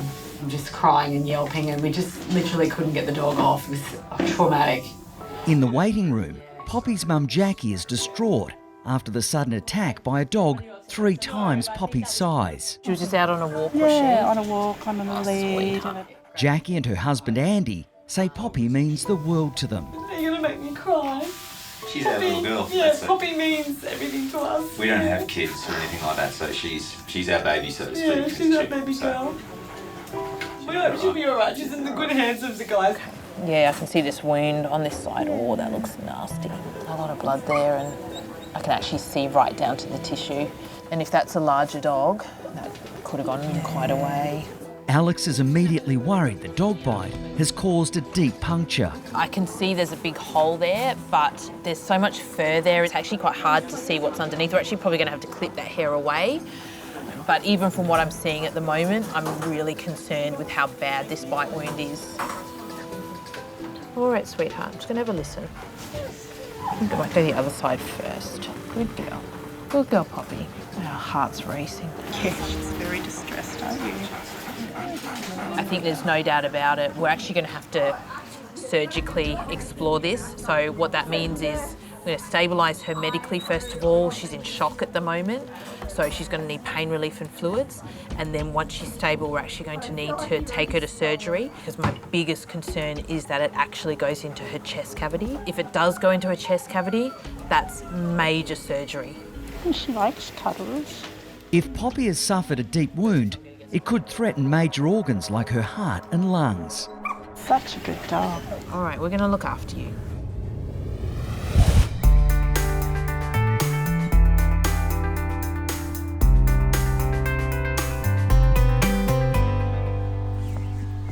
Come on, Candy.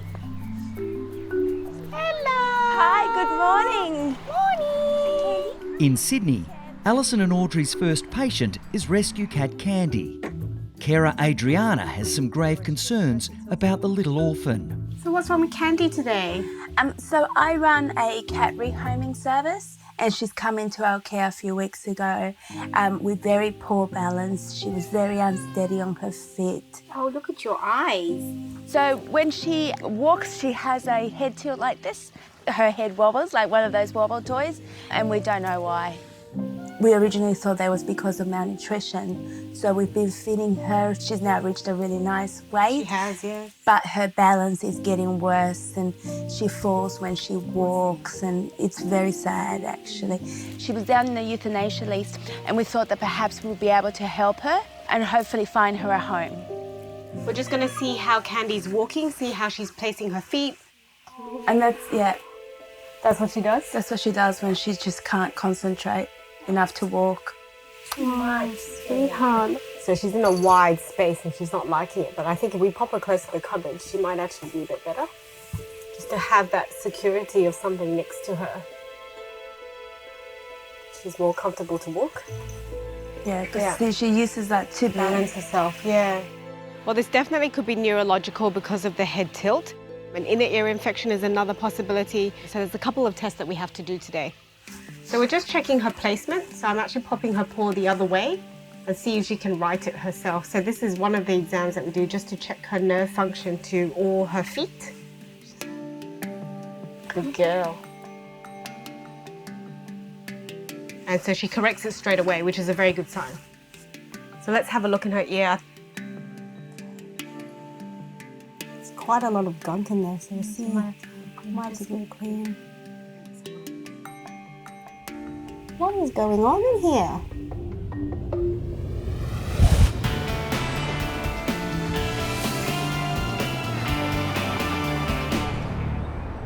Some pain relief and it will feel better. On the Gold Coast, Alex and nurse Tracy are treating 2-year-old Poppy, who was attacked by a bigger dog while walking with her owner. She'll be alright, she's in the good hands of the guys. Her mum didn't get bitten? No, I think Mum sort of picked her up fairly quickly and got her out of the way. Hurried out of the way. Luckily. Alex has decided the wound to Poppy's chest is so deep she'll need immediate surgery. Such are you holding my hand? Good girl, Poppy. Oh, her eyes are all wide and worried. That's a big cuddle from Tracy. Tracy, your new friend. Yeah. Her mum was just telling me before that they just love people, and when they find their people, they just want big cuddles. And I reckon So you're her cute. people. I'm your people here? Excellent.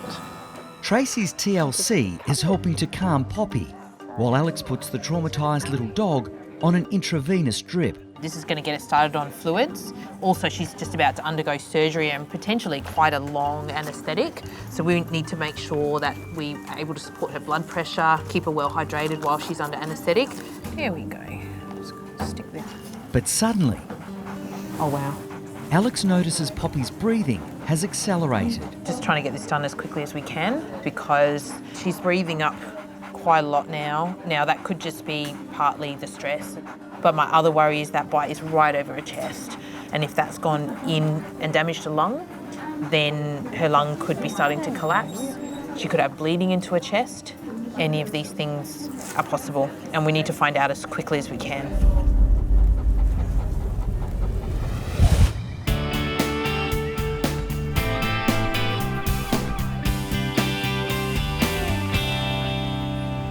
So we're just checking her placement. So I'm actually popping her paw the other way.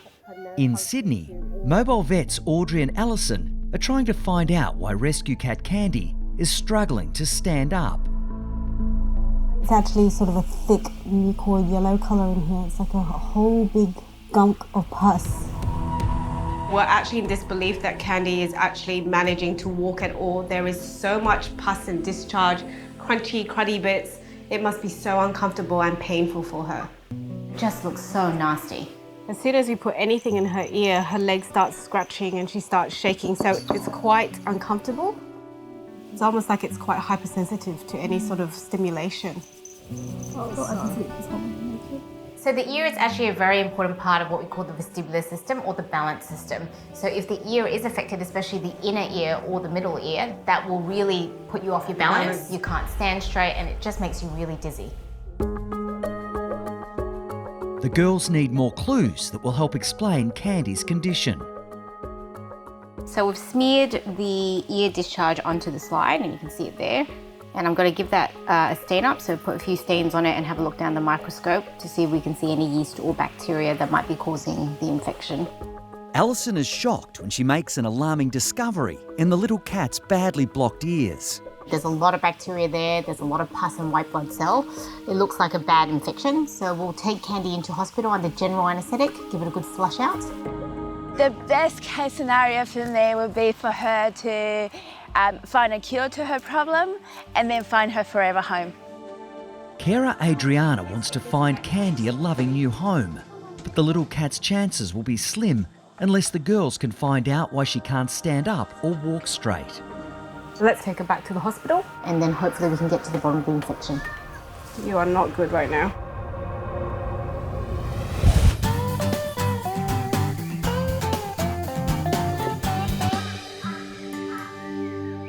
Hey, Mr. Tim. Go ahead, Hales. Hey, could you come down to koalas, please? There's a bit of an issue. Roger. Now? Please. On my way. At the Australian Reptile Park, Tim's answering an SOS from one of his keepers. Hi. Hey, what's up? It's got an unwell koala. Who is it? This is Polly. A couple of days ago she had 8 ticks on her, which is really strange. Yeah. She was found on the ground this morning. Her eyes were really puffy.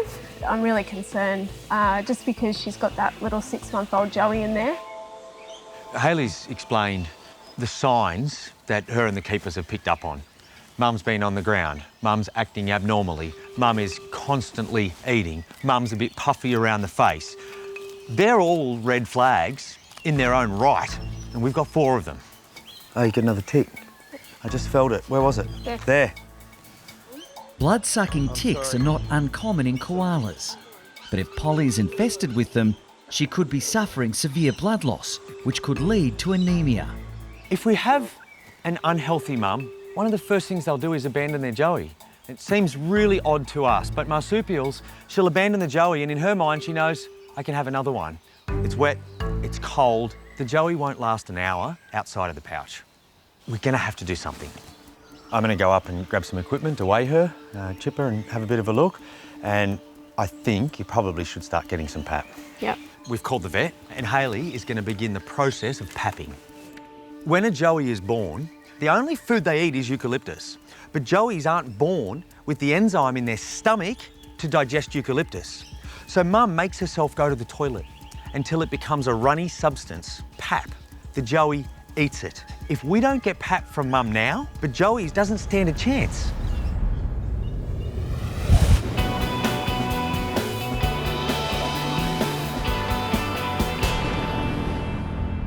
She's breathing up quite a lot now.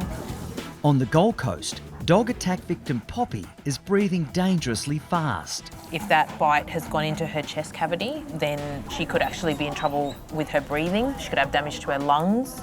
If it has punctured into her chest and we see air in there, we need to know about that before we go to surgery so we know what we're going to be dealing with. Alex decides to do an urgent X-ray. Pop you on your side. I really want that side down if possible. Okay, that looks pretty good. I can't see any fractured ribs on this view and no air in the chest, so good girl. And that's a good sign. I'm not seeing any air in the chest. Now, it doesn't rule out trauma to the lungs completely, but it's our best indication before we go to surgery that the bite hasn't penetrated into the chest. She's still in a lot of trouble, but from what I'm seeing, it could have been worse. Surgery to repair the deep wound in Poppy's chest can now get underway without delay. Look at that. Gosh, that's horrible. Pretty worried with what I'm seeing there with Poppy's wound. There's a big area of black, discoloured skin, which I think has actually died just because it was crushed for so long.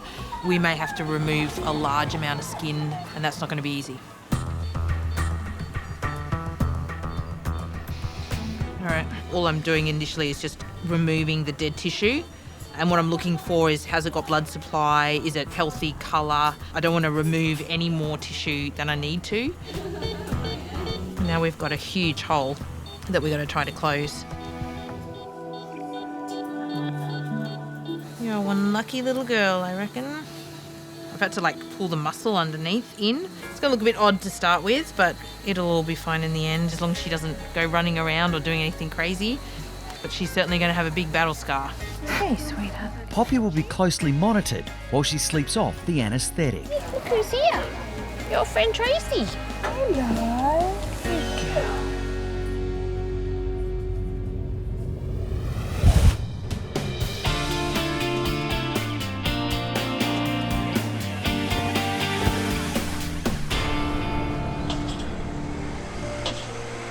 Okay, let's pop you down here.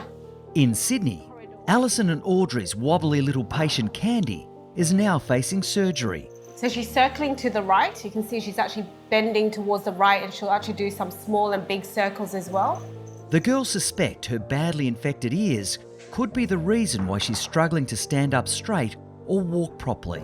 The worst case scenario with her is that it's actually a brain problem. You know, if there's something going on, she was born with a brain defect, that would be very difficult for her to live a normal life. It's pretty distressing to see how she's walking because she obviously looks quite dizzy and disorientated. And because she's so young and she should be playing and happy, it does make you really sad. It's heartbreaking. So we're just going to give her general anaesthetic, and we're also going to take some blood just to look at her general health screen. Whoa, I did not expect that. Okay. You're not liking the noise. Oh, that's fine. That's fine. I think it was the noise, eh? It was a noise. The frightened little rescue cat is terrified of all the attention, but she urgently needs an ear flush to help relieve her pain and hopefully improve her balance. So we're wrapping Candy up just so that she feels a little bit more secure and hopefully she doesn't jump out of our hands while we're taking blood. I think because she's so uncoordinated in any position that she feels a bit uncomfortable or dizzy, she freaks out. So having sort of that pressure around her is going to make her feel a little bit more settled. Taking bloods with a very flighty cat can be a little bit dangerous because you're with a pointy needle and they're running around the room. So you've just got to work around the cat, figure out a way that they're most calm and also keep the bitey end and the claws ends in, away from us. Good girl. You like it better line go. And I got her. This is you give me a fright every time you do that. 0.7, yeah? Yep. So looking at the red, so the globulin is slightly elevated, sitting at 55, normal's 51. Yeah. And that isn't unexpected because usually that would go up if there's inflammation or infection. Yeah. So whether that inflammation or infection's in the ear or is it in the brain, we're going to have to get to the bottom of that and find out.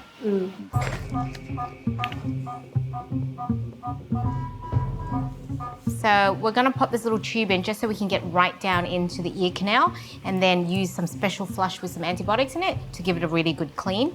We do have to be really careful because the end of that can cause some damage because it is so inflamed in there. So just guiding it in with my otoscope gently to get it to where I need to. All right, so we've instilled that in. Okay, maybe I'll have another quick look down before we start flushing. The girls are now worried that the severe infection in Candy's ear is so bad it may have spread to her inner ear and dangerously close to her brain. As I go deeper, I can actually see the eardrum has a massive hole in it. Yeah, it's huge.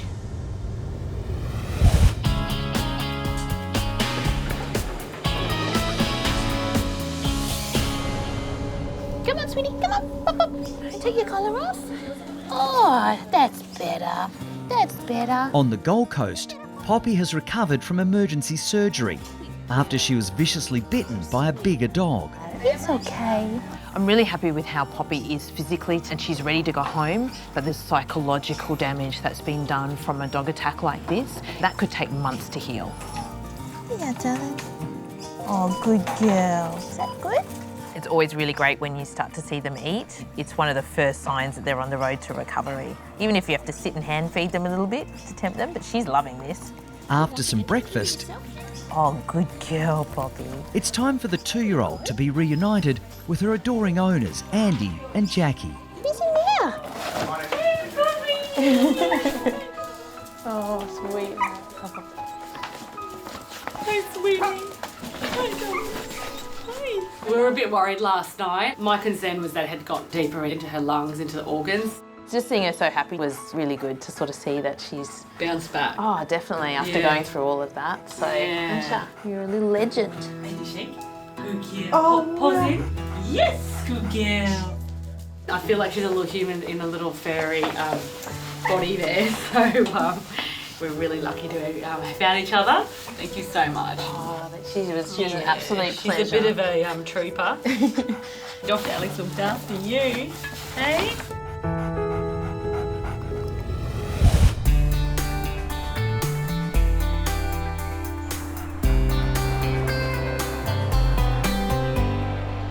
I can actually see the eardrum has a massive hole in it. In Sydney, Alison and Audrey are shocked to discover the extent of little rescue cat Candy's ear infection. Wow, she really doesn't even have an eardrum at all. The kind of white shiny membrane that you would normally see covering the end of it is actually torn in half and there's a big black hole through it. So I think we found the reason why she can't walk straight and she just hasn't got any balance. I would guess it's probably a really nasty infection that's been left for too long and that tympanic membrane or eardrum has just ruptured. Did you see it? Yeah, it's huge. Poor thing. It's awful. In some way, this is bad news because she has got a very deep, severe ear infection that's been long-standing. But in other ways, it is good news because we can fix that. Candy's ears are so badly infected, she's been unable to stand up properly or walk straight. So now we're flushing out her ear, we're getting rid of all that crust and crud and pus, just trying to give it a really good clean out to get rid of all the bacteria there. Oh, why do we always get the gory ones? I know. All right, final check. Let's have a look. That is so much better. The oxygen's gone really low. Yep. I'm just going to give her a couple of oxygen ones. She actually is not taking a breath now. More. Yes, more breath. So she actually stopped breathing for a little bit. We've just given her a couple of breaths of oxygen. If she stops breathing, her oxygen levels are going to drop, and that's really dangerous for her heart and her brain. So very important to keep an eye on it and address things quickly. She's back on. So an eardrum will repair over time as long as you've got rid of all that infection and inflammation. These are just some antibiotic ear drops, and they're just going to clear up the infection and hopefully fix this problem. And then give it a bit of a massage, get it all the way down. Okay, should we wake her up? So it will take some time, but the good news is it will repair. All right, let's put her to bed, let her have a little rest, and then we'll get you home to Mum. There you go, kitty.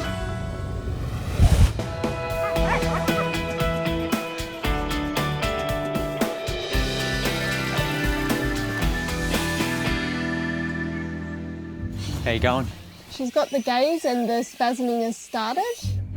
At the Australian Reptile Park, Tim and keeper Hayley are performing an unusual task.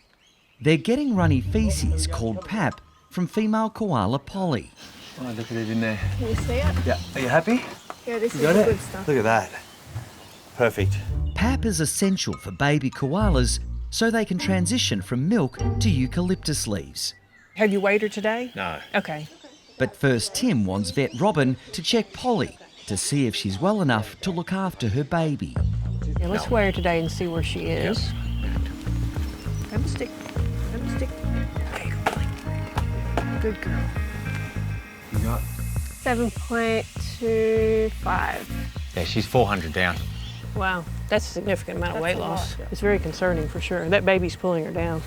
We don't like pulling the joey, but if the joey is causing an issue with her health, for the safety of the joey and for the safety of the mom, sometimes we have to take the joey and let somebody hand raise it. Yeah, that one definitely was a paralysis tick. You have the head still in there. It's not surprising Polly's condition is so poor. Her tick infestation is much worse than first thought.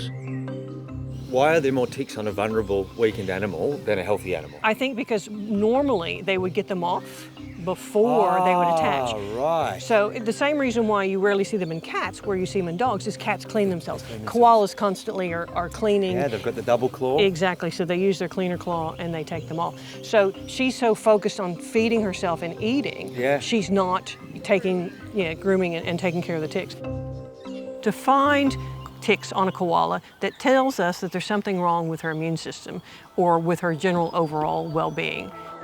Tim is now starting to get increasingly concerned that Polly is far too unwell to care properly for her Joey. You're right, Paul. The team make the difficult decision to take the Joey away from its unwell mum. You can see the arm there. Yeah, it's fully furred. She's fully furred. It's actually a good state. I bet it's probably head. Head out. Hey, sweetie. Hey, honey. Good girl, Paul. He's a little dehydrated. His eyes are a bit sunken in his head. He's fully furred, which is a very good size to try to hand raise, and he's a little on the thin side. Yes. This is definitely the right decision to make. This is the baby's best chance. Right. Okay, baby. Okay, baby. We've decided that the Joey will be artificially reared by Hayley. Tough decision, but this is in the interest of having the Joey and Mum survive. And we cannot say that that's a certainty if we leave it like it is. What's happened there? That's a cut. That's not even part of the seat, that's the edge of the pouch. Goodness. As vet Robin continues to check over Polly, she makes a shocking discovery. She's ripped that on something? Yeah. Probably climbing amongst the branches. She must be in so much pain there. Yeah, something's ripped that. We're so lucky that she hasn't already thrown that Joey. I know.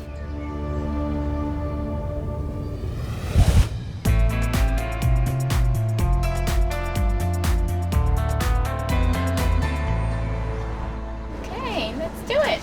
Alison is back in Brisbane and is now on her way to meet up with a very special little girl called Nola.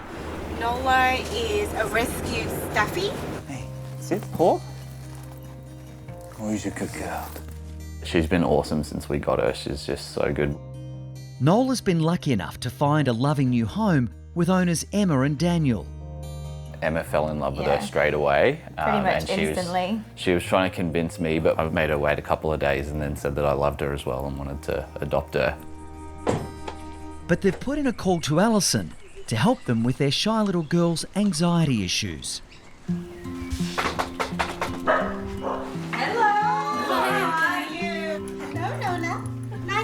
Can we come in? Attention seeker, yeah, come on in. So did the rescue centre tell you a bit about her background, where she came from? The couple that had her got a divorce, and then the party that ended up with them said they couldn't commit because of work, and then they surrendered it. That is quite sad to hear the history that she's been passed around. She's also had a litter.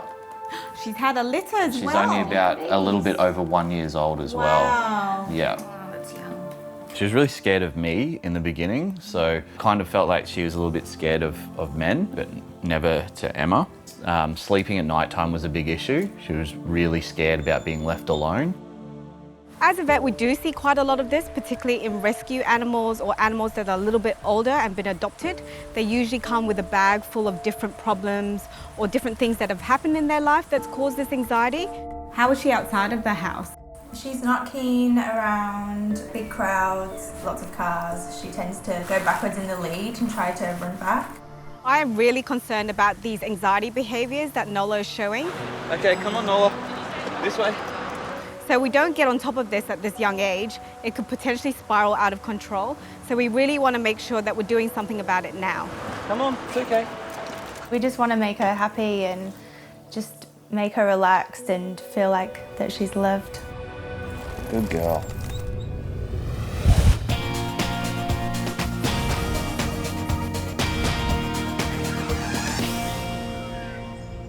So we'll flush it with a little bit of saline first, just to clean off the debris.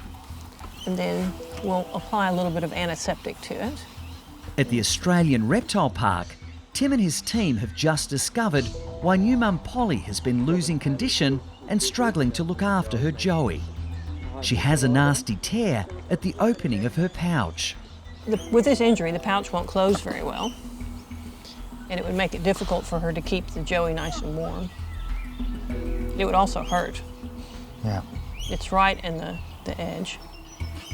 How old do you think the injury is? Only a day or two, not very old. Really?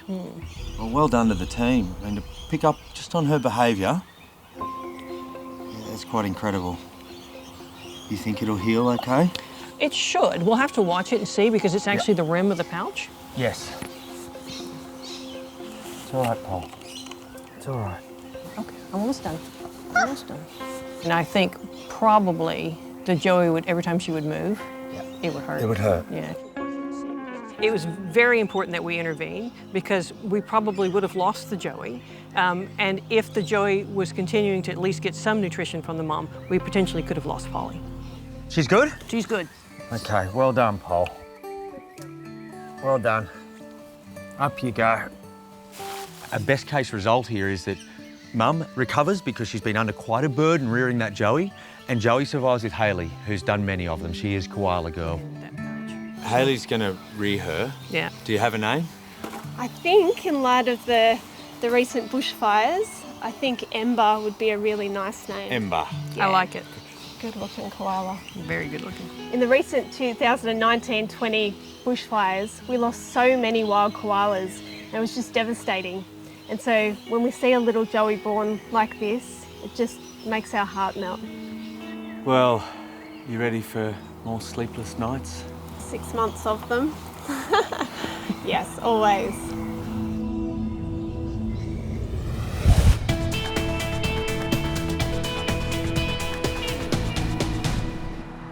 Come on, Nola.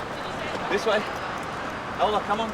In Brisbane, Alison can immediately see little rescue dog Nola needs urgent help with her anxiety. Hi Ian, how are you? Good, thank you. How are you? So she's called on Bondi behaviouralist Ian to see if he can give some expert advice to worried owners Emma and Daniel. What can we do for Nola? Lots. That's what we like to hear. We love her a lot. We think she's very kind-natured. She's really loving and loyal, but she does have just a little bit of that anxiousness when she goes out, so we need to know how to stop that behaviour. What we've got with her is a dog that probably has really limited exposure to the world before you guys, which means that everything it gets exposed to is going to be overwhelming. Yeah. So training in the home is like going to preschool. Training in the garden is like going to the secondary school.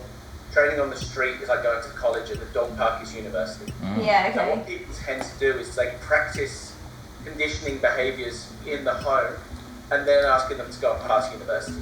Yeah. When we're trying to communicate with her, I want you to use food rewards. And I want you to focus on these 5 key elements. You've got come here, like go over there, so go to bed, stay, a release, like go and get it, and then the ability to interrupt verbally. So for example, if you've asked her to sit and stay, you put the food bowl on the floor, and she gets up, I just want you to go, and at that point you reward her. Or whatever noise falls out of your mouth naturally, and you get her to learn that when you interrupt, we'll look at you. Yeah, we've never done food rewards outside of the house. So we'll do that. Yeah. Right. Yeah, it was really good on the call with Ian. I learned so much. He gave us some really good information, just understanding what's going on in her mind. It's not that she's doing anything wrong, it's just we're not really sure how to deal with those types of behaviours.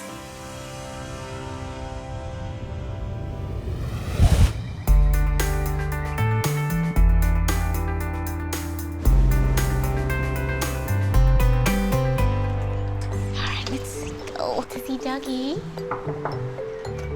Hey Sarah, how are you? Hi, thanks. In Sydney, Audrey has come to check on Sarah and her much-loved Labrador, Douglas.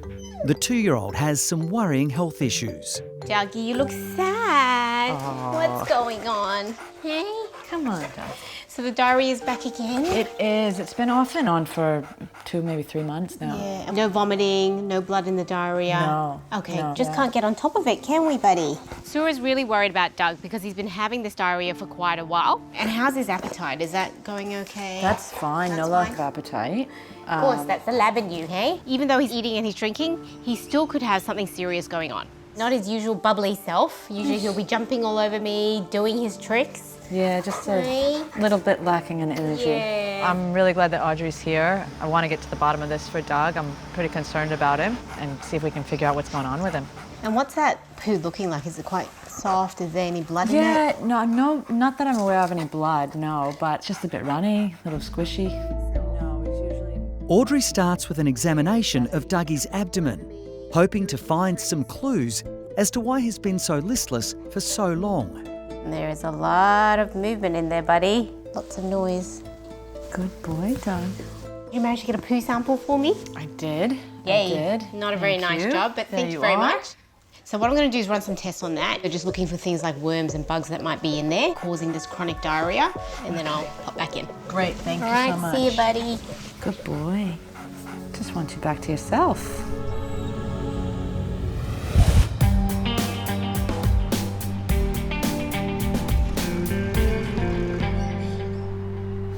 Or whatever noise falls out of your mouth naturally, and you get her to learn that when you interrupt, we'll look at you. In Brisbane, Alison has organised a Zoom catch-up with an animal behaviouralist to help road owners Emma and Daniel with their timid dog Nola. Thanks, Ian. See you, bang, bang. The other thing I wanted to talk to you about is some supplements that we can give Nola to help her every single day. So at this stage, because she's only 1 year of age, she's really healthy, prescription medications is just not an option. And I know that you guys are keen on something natural. And it's really simple and easy to give. It's just 2 chews a day. So we'll see how she goes. Okay? It's good to have just a clear plan, so there's some behavioural corrections we can make and then just help that along with supplements rather than just put a band-aid on the situation just by medicating her without teaching her. Yeah. Well, that's going to be easy then. Oh, Nola, have we got the tick of approval for flavour? She's come back for more.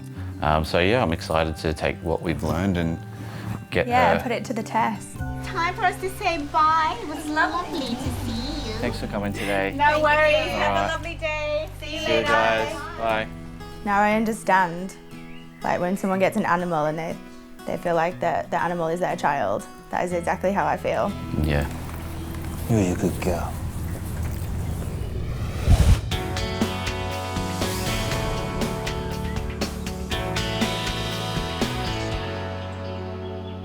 Wouldn't hurt to offer a little bit of that pap.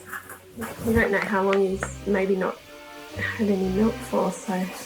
No, I mean, it's fresh. At the Australian Reptile Park, Tim and Hayley are going to try a first feed with little Ember after the Joey had to be taken away from its unwell mum. Watch this, watch this. So, when that little head comes out, if you see a wobble, watch. When he smells it, he'll wobble his head. There you go, there's the wobble. So he's searching for it now.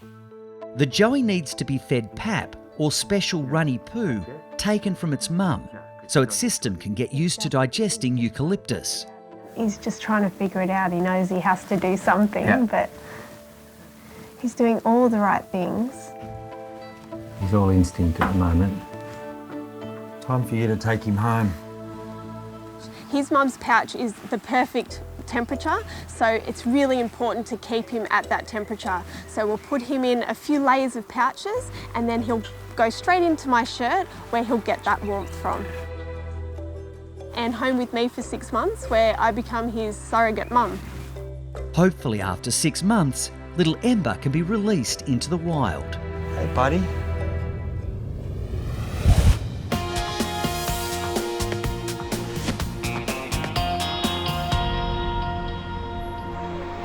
So what I'm going to do is run some tests on that. We're just looking for things like worms and bugs that might be in there. Right. In Sydney, Audrey is about to conduct a test to determine why 2-year-old Labrador Dougie has been suffering ongoing diarrhoea. So I've got Doug's poo sample and I'm going to do a fecal float, which is a test to look for any worms or parasite eggs in the poo. I really want to find out if there are any worms inside his gut. This fecal float, and I don't like what I'm seeing here. I think we've found the cause of the problem. Audrey has discovered Dougie has a serious infestation of roundworms. So if we don't treat the roundworm infection, Doug could run into some serious problems. Those worms could absorb all his nutrition for growth, and also that chronic diarrhoea will cause him to get dehydrated and obviously run into severe problems later on. The good news is the infection is completely treatable. It's time to give Dougie's owner Sarah the good and bad news. Hey Sarah, hi Doug. Hey, how are we? Come and sit down, baby. So I've got some bad news. We have found out the cause of the problem, and it's roundworm. So roundworm is a tummy worm. It actually lives in the gut. And when we did the fecal float, I actually saw lots of eggs floating around. That's indicative that he's got an infection, and quite a nasty one. And it can cause all the signs that we're seeing with him. So it can absorb all the nutrients from his food, so he feels quite flat, and also cause that on and off chronic diarrhea. Lucky for us, we've got a quick fix. Great. I brought you in some products for treating fleas, heartworm and tummy worm, and it will kill adult roundworms that are living in his gut, and also the young larval stages that are migrating around his body. Okay. It should fix the problem, and it also means that it reduces the risk of you getting roundworm, because of course it can spread to humans as well. Oh wow. Okay, great. That's good news, isn't it? Yeah. You got wormies in your tummy. Yuck. It's really good to hear that this is treatable pretty easily as well. So really happy to get Doug back to himself and feeling better again. There we go, Doug. All done. Good boy. So he's all good for the month, and then next month you've got to remember to reapply it, so every month for the rest of his life, and that should keep all those wormies at bay. Oh, that's great news. It's really important to keep up with your pet's worming, because they could potentially get infected at any time. Going out for a walk, mixing with other dogs. High five. Good boy.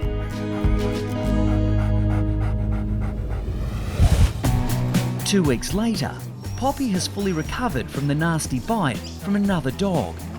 Little Ember is thriving with lots of TLC from keeper Hayley, while Mum Polly is also continuing to return to full health. Ben. Oh, that was a bit of a slow one. Good boy. High five. A month after starting treatment for roundworms, Dougie is up to his old tricks. Spin. Good boy. Catch. His chronic diarrhoea is gone, and his monthly medicine should keep him from further infection. Come on, give me five. Yeah, good boy. Hey G, there's a patient at Crash Bench. Can you come and have a look, please? Yeah, sure. At the Gold Coast Emergency Hospital, Check his chest. 8-month-old Billy has been rushed in after being run over by a bicycle. Oh! Yeah. Okay, Billy's in trouble. The biggest concern we have is that Billy's gums are almost white. So she's potentially bled somewhere, and if she has bled, she's bled a lot. Like she's got some swelling. Given pain relief, given part of it IV, part of it subcutaneously. Hey team.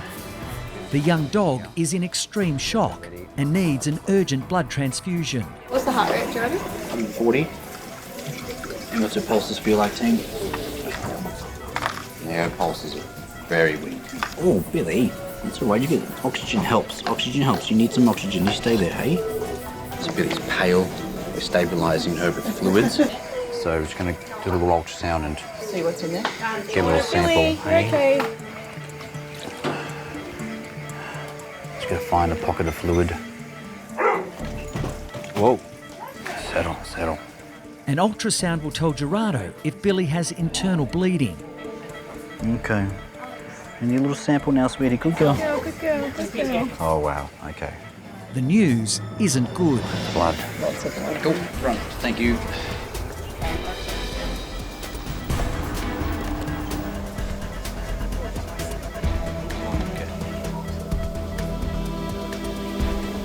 My biggest concern here is that she's bled into the abdomen. The thing is, though, there's so much blood in here. Colour is terrible.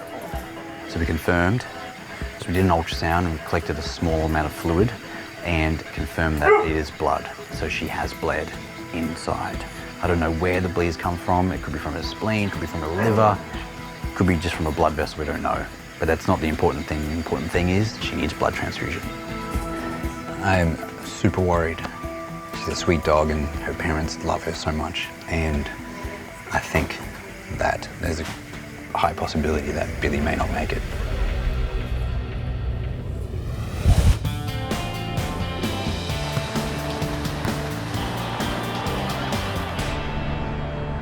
It's a busy morning at Kate's Bondi Veterinary Hospital.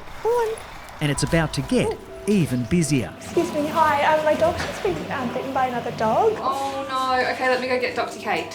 Foster carer Elise has rushed in with 7-year-old Wacker, who has a nasty injury. Hello, Elise. Hi. How are hello. you? Oh dear. So he's bit him over this side. Dear. Oh, we're not sore. Scratched So his shaken eye up. as well. You all right, buddy? Elise comes in, she's totally stressed. Wacker's been attacked by another dog up the road. They've had a little bit of an interaction. It seemed kind of friendly. Come on, buddy. And then all of a sudden, boom. And this other dog has grabbed Wacker and just completely ripped his skin on the side of his shoulder. It all just happened really quickly. They were going at it for maybe 10, 15 seconds. It was terrifying. I was just yelling, get him off, get him off. My heart was racing.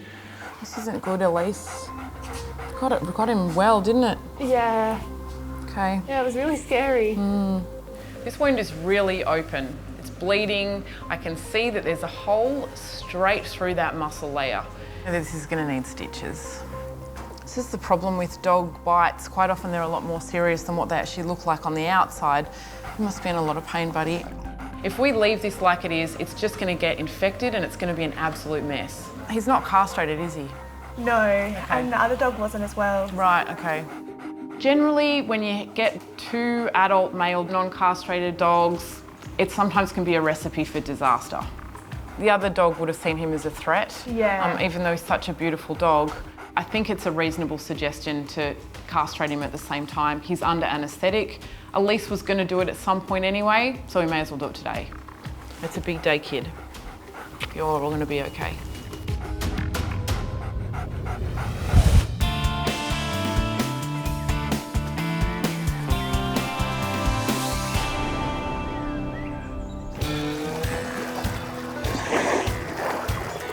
Right.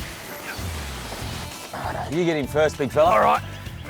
At the Australian Reptile Park, trouble's brewing in the Alligator Lagoon. Righto, got a couple of paddles? Yep, good to go. Where'd you last see him? Mate, he was actually closer to the ramp, so we should probably head straight out there, I'd say.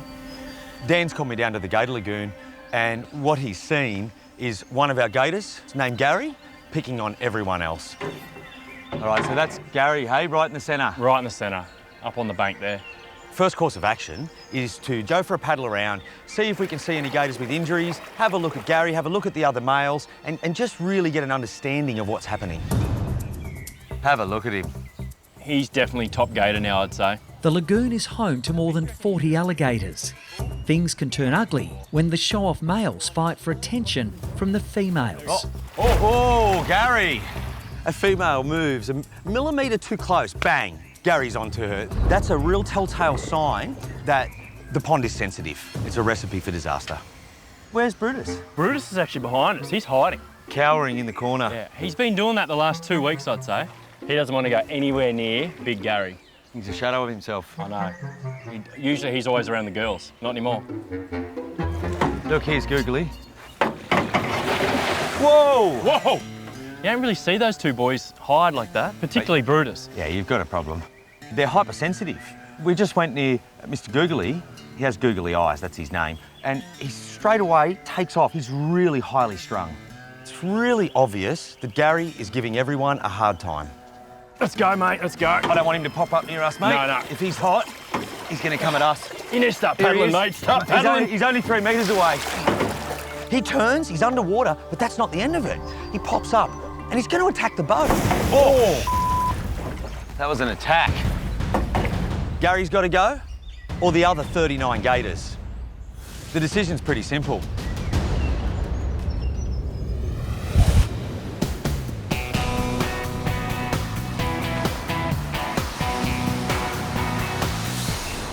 Gosh, he's such a good boy.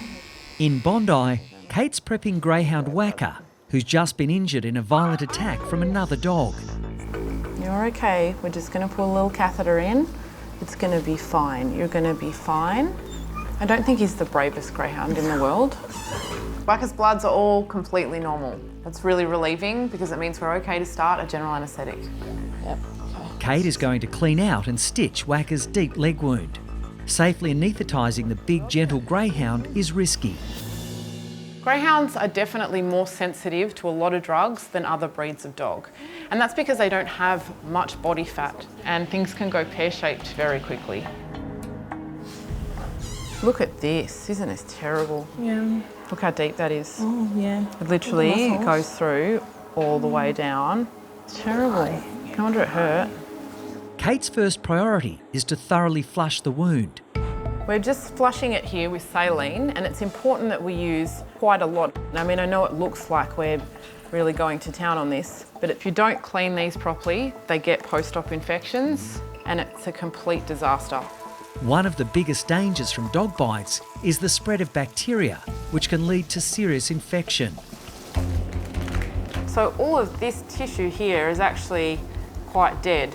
There's now bleeding at the edge of this wound, which is what we want. And the bleeding at the edge of the wound means that there's really good blood supply in that tissue. The worst thing that you can do is stitch up 2 pieces of skin that have no blood supply. Yeah, so we can see down here that it runs quite deep down under this tissue. So we've got a wound that's essentially around about 3 centimetres deep down into that muscle layer. Greyhound skin, while it's fragile, is actually quite nice to stitch up. We've done the first part of the job. The second part of Wacker's surgery is castration. This will eliminate the possibility of testicular cancer and reduce the chance of prostate disease. You know, greyhounds are sight hounds. They need really special anaesthetic protocols, so we just need to make sure we monitor everything from temperature to heart rate pretty carefully. It's pretty good, love. That's good. Job's finished, it's time to bring him back around. 1, 2, 3. Things have gone really well for Wacker. He's going to be fine. I'm the eternal optimist. As long as he doesn't get to these stitches, you're not allowed to chew at them, buddy. I'm back. You all right? Hello. He's just in recovery at the moment. He's going to be pretty whacked for about 3 hours or so. You're a good dog.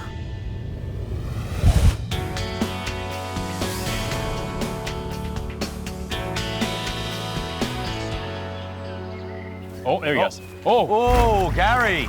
Let's go, mate. Let's go. I don't want him to pop up near us, mate. No. If he's hot, he's going to come at us. At the Australian Reptile Park, Now let's get out of here, mate. There he is. Oh, that was an attack.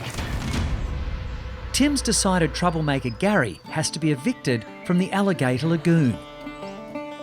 Woo! That was hairy. He's big. He's big. But wrangling the feisty 400-kilo monster is going to be extremely dangerous.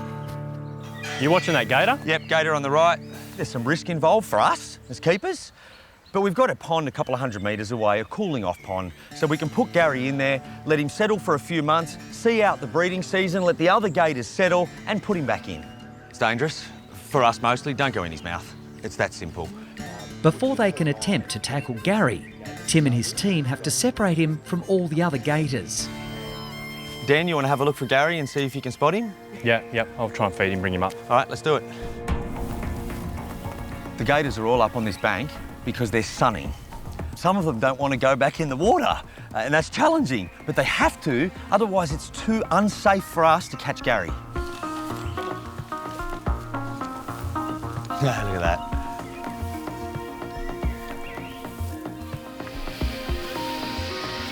All right, girl, come on. Up. 1, 2. Hey, look here, Zach. We had a bite on Princess right there on this side. Superficial, but still, that's Gary for sure. Guys, I've got him over here. He's actually right at the ramp. Dan's found Gary. Zach, Giffo and Lizzie have moved all of the gators from the bank into the water. The reason we do that is because we've got to try and lure Gary up with food. When Gary's mouth's open, I slot that over his head, it grabs his head and it pulls. You've got your gator. Let's hope it's that easy. Come on. Gary, come on. Come on. Come on. Suddenly, Gary's cornered. And he's about to get his marching orders. Now, when you're used to working with saltwater crocodiles, they're explosive. I saw that today in our big gator. He launched at me. He got really, really close to the point where my heart went up through the roof. Oh! Good lunge. Come on. Oh! All right, get ready, guys. He's on. Come on. Keep him. Oh! He's got the food. Gary tries to make a run for it. Yep. but Tim's too quick. We got him. Got him. Get on that rope. Everyone on. Everyone on. Righto. Just Dan, let's pull it this way, guys, so it's solid. Yep. We're gonna have to get on him quick, smart. Get that from around his neck. Further. 1, 2, 3. 1, 2, 3. Okay, Zach, you peel off the gators. Go. Righto. I love times like this. Team just gets in and get the job done. Don't matter whether a tree falls down or we've got a busy day with visitors or catching Gary. The team just comes together and I love it. 1, 2, 3. Well done. All good. A good jump, Gippo. Now for the most dangerous part, keeping Gary still so those deadly jaws can be taped shut. Right, we'll put a couple more. Not over the nostrils. Yeah, good. Righto, take a breath, everyone. Good work, mate. That was good. That was good. Wasn't easy. Geez, those lunges. Yep. Watch that mouth, mate.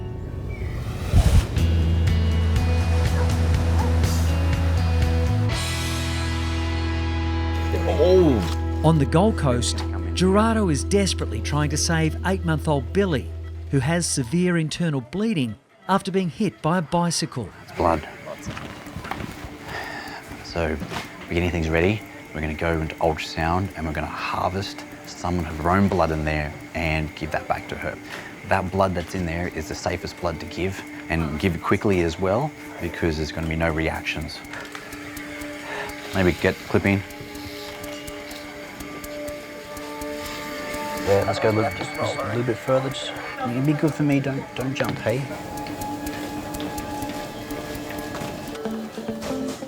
Okay. Let's check her kidney.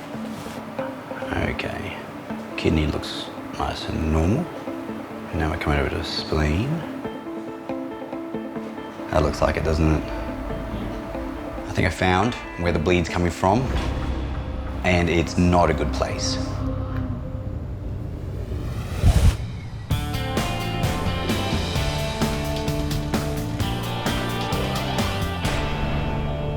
So where are we off to today? We are off to see a new client. Alison and vet nurse Amber are on the move in Brisbane. You want to have a cuddle? Hi. I got Charlie 6 years ago from a animal rescue shelter. Ooh, get to spot. Oh, how nice is that? Ona Montana is devoted to her special girl, Charlie. She means a lot to me. She's a very calm cat. It's an extension of me. Hi, how are you? I'm good, thanks. How are you? Good, thank you. This is Amber, our vet nurse. Hi, lovely to meet you. Hi, Charlie. So with Charlie, a couple of little things that have been happening here and there, and I'm starting to get a bit worried that they're all connected and something more is going on with her. You'll probably be able to see some of her dandruff and some flakiness in her. Yeah, she's shedding quite a bit. Even when I stroke her, there's quite a bit of hair the coming shedding is a worry. But then the concerning thing was that when she goes to the litter and goes to the toilet, there is a little bit of blood sometimes in her stools. Oh, wow. And is the blood red or is it brown colour? It's red. It's a red, okay. Blood in a cat's poo is just not normal, so this could be something very serious. All right, well, we might pop her into the van, have a better look, And just give her a good check over and see if we can get to the bottom of it. That is a worry.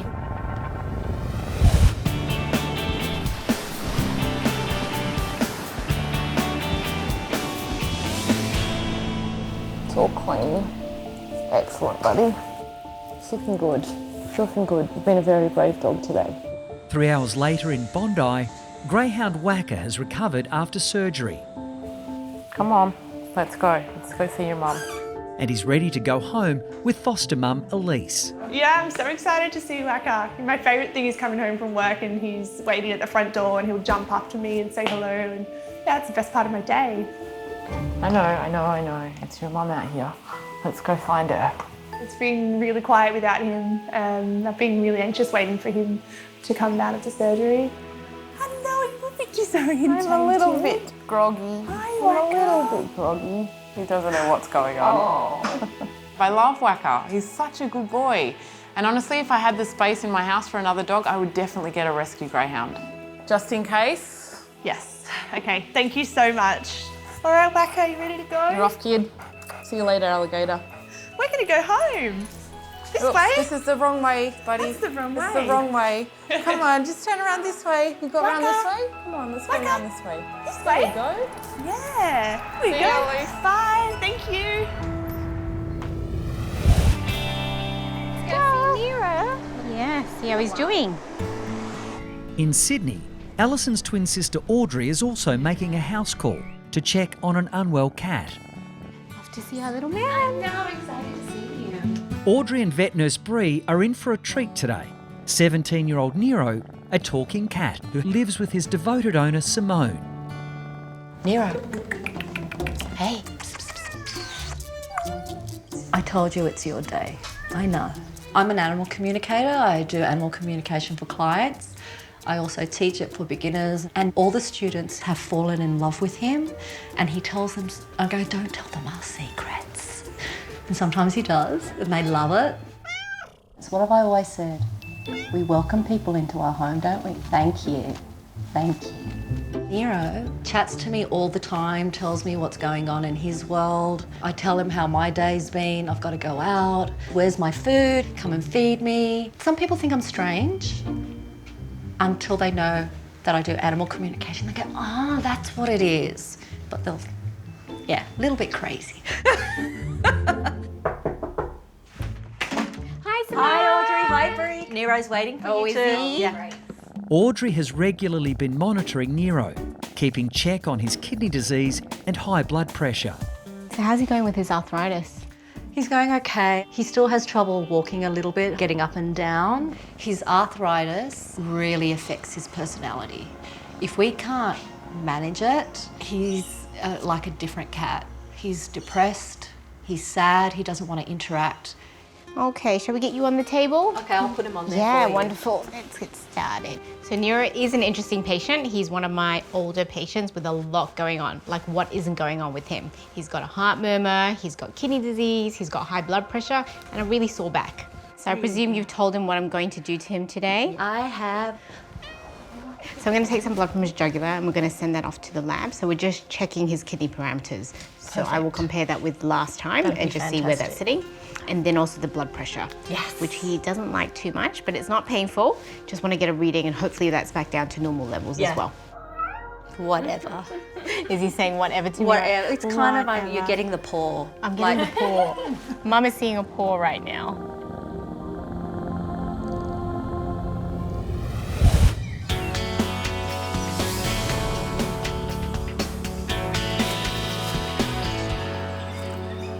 Tim Dell, radio holders. Reptile crew, Liz and myself are out at Gators and we've caught Gary. He's got to go up to the cooling off pond. So can we have as many bodies as possible, please, to help carry him? At the Australian Reptile Park, Tim needs reinforcements to help move a cranky 400-kilo alligator that's been causing trouble. Come on in, gang. This is about half the park. The rest are doing what they have to, but this is half of us, and it may not be enough. Righto. Ready? Yep. Okay, up we go. It's a gift, try and get in. We might even be able to go on the shoulder, mate, because you and I are little lads. We need more up the front. Yeah, more up here. Yep. Bully boy Gary has been moved 200 metres away to a smaller separate pond, away from his rival gators. Gary's real heavy, but it's that classical example of many hands make light work, and this is when a team comes together. All right. Yep. Yep. Right, Chip? Yep. Have a breather. Yep, breather. Wait on. Yep, get on in, Cam. 2 knees over, someone behind Cam. We're almost there now. Dan and I have just come to have a bit of a look at the pond, make sure it's okay. That's good, mate. Yep, that's the cooling off pond, the naughty corner. And the team is just 20 metres that way, but it's hurting. Okay, 1, 2, 3. Ooh-wee. All right, guys, this is it. Righto, the last charge. Last charge. Hold up, building. Building. Hang on, we're all good. We're good. Got him? Just reset. We've got one last big step to get over. Big step. Okay, turn, step. You know, we talk everyone through. Right, it's up to you, it's up to you, it's up to you. Okay. We made it. Adsy, you can jump off. Kane, you're right. Off you go. Yeah, you're good. Hewan on 3. Hewan, on 1, Zach will let go of the jaws. On 3, you jump straight backwards, mate. OK, 1, 2, 3. Well done, mate. At first, Gary is not too sure about the new digs. Come on, mate. Come on. Here he goes. But with a bit of encouragement, he's decided solitary confinement isn't so bad after all. Woohoo! Well done, all. Big effort, thank you. Gary's in the naughty corner. The team really rallied together when needed. Hopefully, this will cool him off.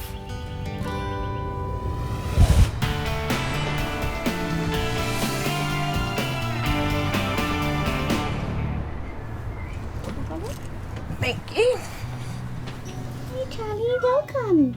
In Brisbane, little rescue cat Charlie hasn't been herself, and Alison is keen to find out what's wrong after discovering blood in her faeces. Hey, oh, it's all a bit new. So Charlie looks actually quite bright and happy. She's a young, active cat, and she looks quite healthy on the onset. How old is she now? 6. She 6? was 7 in March. My goodness. Look at how much she's shedding at the moment, isn't it? I know she's a bit stressed, but that's quite a lot. When we take a closer look at her coat, it's just not a healthy looking skin. Yeah, that fur is quite flaky. The good thing about her being black is you can actually see it just come up when you're... top, yeah. There's no cuts or pus or anything like that. It's just literally quite dry. Very dry. Can often be a sign of a deficiency in the diet. Yeah. Now she's up to date, you said, with all her flea, tick and worming prevention, which is good, so we know that's all covered, which is great. Flaky skin and shedding more than usual is a definite sign that something's not quite right, but I'm not going to rule anything out until we get a sense of what's happening internally. Let's have a feel of that tummy. Yes, sweetie. So her tummy's nice and soft. She's not particularly upset, besides just it being quite a funny position to be in. Obviously it's a little bit uncomfortable, but she's not in pain. And her bowels actually feel soft and empty, so that's good. So I'm presuming she has done a poo in the last 24 hours? Yes, yes. Okay. Good news is Charlie is not constipated, but bleeding from the bottom is definitely not normal, so I do need to get a bit more information.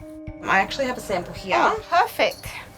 Montana actually has collected a sample of Charlie's poo, which she's kept nicely for me in the fridge. Just got the cat litter in there as well, but you see how it's quite sort of nuggety-like, almost like little small stones?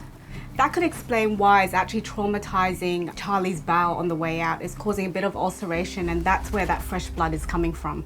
All right, Charlie, let's pop you away. Hey? I think she'll Thank you for being so good. Hey, get you back up. Pop you in the carrier, safe and sound, and I'll just have a chat to Mum. So at this point, with Charlie's skin and her poo, it's looking that this might be all related to actually her diet. She's actually quite happy and bright. She's eating. She's her normal happy self, but just her bowel movements and her skin just aren't 100% healthy. Okay, let's see how you like your new food. You don't chop and change a pet's diet straight away, that we slowly introduce the new food and reduce the old food, because the gut can be quite sensitive to drastic changes. Ooh. There you go. What do you think? There's definitely no objections here. What I'm hoping with this diet is that Charlie's going to feel a lot more comfortable going to the toilet, that she's not going to have any more of that fresh blood that we are thinking is coming from the poo being too hard, and also that she regains that health to her coat. It also comes in a wet food, which is great. So we'll see if you like this too, Charlie. Come try your food. There you go. It was good to know that it was just an easy change of diet is going to definitely help her. I'm really excited to see what's going to happen, so fingers crossed it all goes great.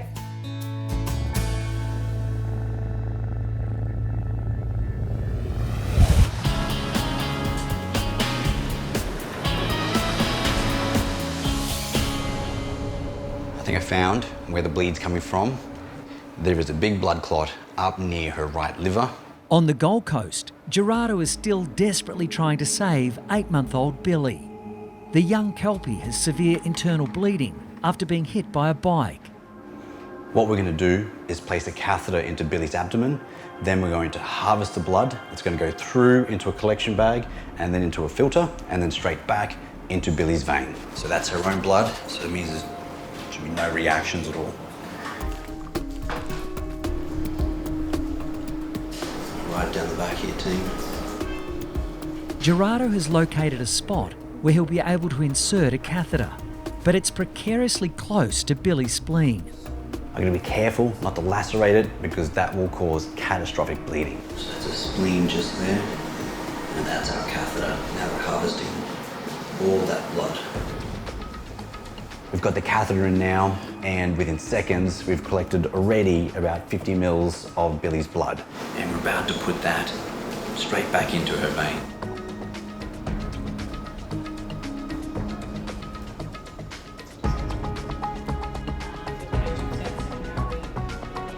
And what blood type is she?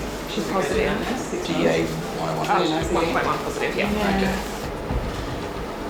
We've removed 400 mils of blood, and it looks like as if there's at least twice that much volume still in there. So we're going to keep on harvesting and start giving it back to her.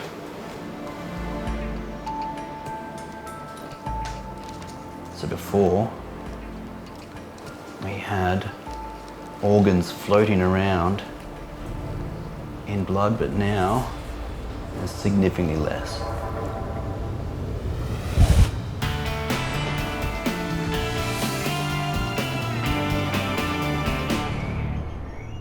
So I'm going to take some blood from his jugular and we're going to send that off to the lab. So we're just checking his kidney parameters. In Sydney, Audrey's patient is 17-year-old Nero, who's been having ongoing back pain. Some cats will sometimes twitch when I feel around here, and that can be because of the arthritis. And we'll see what we can do about that. How does that sound? When he's feeling better, Nero is constantly talking to devoted owner Simone. I am on call 24/7. It's like having my mobile number on as his hotline. Doesn't even matter. It doesn't matter if I'm on a call. He can break that call, stop it, and make me talk to him. Get started. He's not very chatty today, but it turns out Nero's got quite a soft spot for Audrey. Audrey's energy is really approachable, but not only is her energy approachable, Audrey's energy is grounded. And she holds the space for him, so that entices his trust. If you can get his trust, he'll nearly let you do anything to him. It's all right. Let's get you a little blood pressure cuff ready. Lately, Nero's blood pressure has been on the high side, which could lead to organ damage if not kept under control. So we've taken the blood from Nero and we've taken his blood pressure, and I'm really happy because his blood pressure's back down to normal. Sitting at 120. Is that good? 120 is pretty good. Thank God. So he was up to the 200s, which is pretty dangerous. Yeah, I know, so worried. Yeah, that high blood pressure can cause a lot of damage to the kidney itself, but also to every other organ that the blood runs through. Yeah. So that's one tick. The next thing is going to look at his arthritis. Shall we have a look at him walking? Well, yeah, he does look really sore, just the way he's moving those back legs. Okay, yeah. So arthritis is pretty painful for a cat because if it happens in that lower spine joint, it really makes it immobile. It's crunchy, they lose their cartilage and their lubrication, so it's really sore every time he moves to walk, to groom himself. I'm keen to make him more comfortable. We have to bear in mind that he has got a few other things going on, the kidney, the heart, the blood pressure. So I'm thinking of a supplement that you can add into his food, and it's going to provide him some comfort. It's actually made out of green-lipped mussels, and it's got all those omega-3s, which are good for inflammation and pain. It's got chondroitin in it, which is really good for cartilage health. So all of those things will help, and it won't affect his other problems. Fantastic. So I've got some osteo support, which I love. Comes in a capsule, but it's got a powder inside. With the capsule, we're gonna break it open and actually sprinkle it on top of his favorite meal. So in Nero's case, that's chicken. Oh my God, if he eats that, I'm gonna be over the moon. Oh my God. So that's really great. That's exactly what we wanted. He loves it, just once a day into his food, and I think you're gonna see a huge improvement. Fantastic. So I'm hoping that in 4 weeks' time, Nero will start to feel a lot more comfortable. He continues to eat the supplement, which is good for him, and we get all his other problems under control. All right, see you. See you next time. Bye. You gonna wave goodbye? Bye. See you later, Audrey. See you later, Bree. Bye.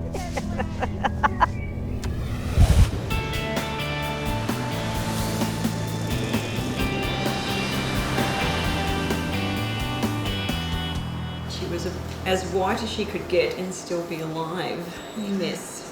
Yeah, she looked like a ghost. On the Gold Coast, Gerardo has started Billy's blood transfusion and is using the Kelpie's own blood to save her life after being hit by a bicycle. And fingers crossed, it makes a big difference pretty quick. Good girl, Billy, good girl, Billy. Good. Right. Good girl. Oh, hello, Billy. Oh, what are you doing? You're stretching. Are you stretching? You were stretching. So, Billy is looking around and she's even stretched a couple of times and she's so sweet. Means that the blood is making a difference already. So we're only halfway through giving the blood we've harvested. I want to go tell her mum and dad the good news because they need some good news because when they brought her down, they thought she was going to die.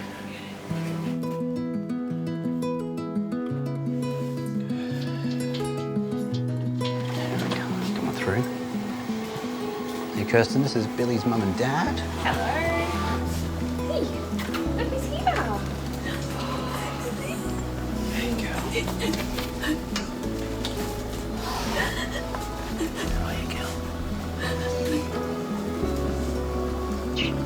It's a little better.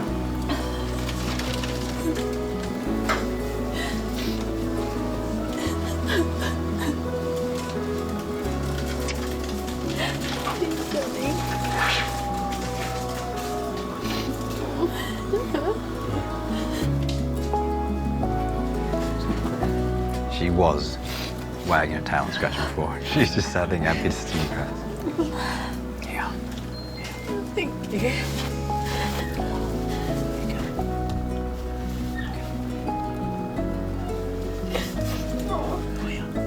Good girl. Hello.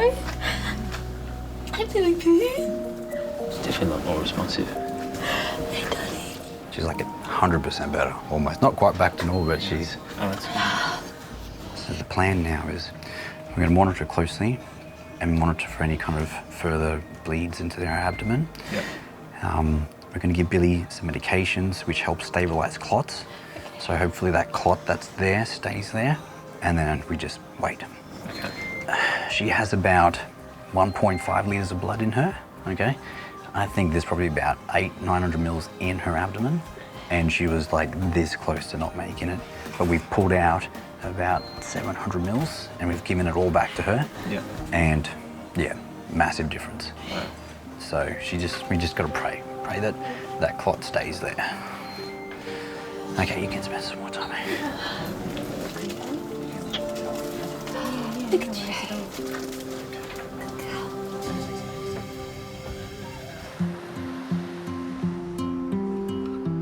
Just 12 hours later, Billy is continuing to astound Gerardo with her remarkable recovery. Hey, little Billy. Oh, looks so much better. Good morning. How was your night? Let's have a little look. Let's have a little look. Okay, there you go. You can finish it off. And then we have a look at your gums. Good. And one more. Nice and pink. Hey, aren't you a good girl? It's so awesome to see Billy this morning. She's bright, she's eating, and the nurses say that she's walking around. We don't want her too active because there's still a clot there that may dislodge, but she's definitely heading in the right direction. And if she continues along this way, 24, 48 hours, she'll be right to go home.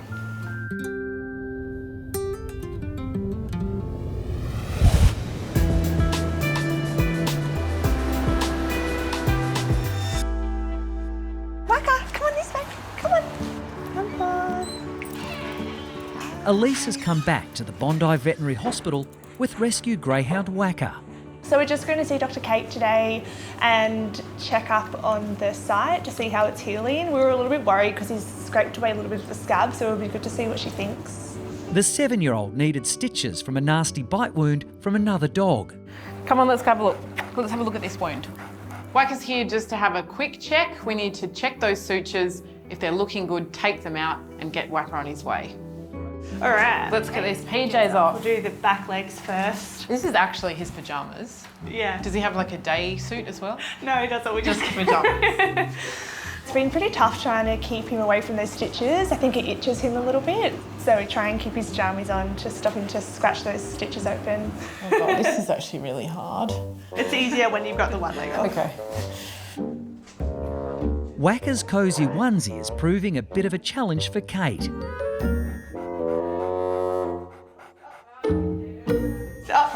There it goes. Bang for it. Oh, so it's a little bit open here, Elise. Yeah. So I can see, and I actually don't think this is necessarily Wacker's fault. I think that this stitch here has actually busted open because it's been a little bit infected. It's not uncommon with mouths. Obviously when they have a bite, there's lots of bacteria in the mouth. Yeah. So the fact that we've just got this tiny little bit here, the rest of the wound is beautiful. Wacker will be feeling a lot more comfortable once Kate removes his stitches. It's not a major problem. I see these all the time. This is going to be okay. We just need to keep Wacker on antibiotics for a little bit longer. This won't be too uncomfortable, but we're going to take these out. They're not. Are you going to take all of them out? I'm going to take all of them out.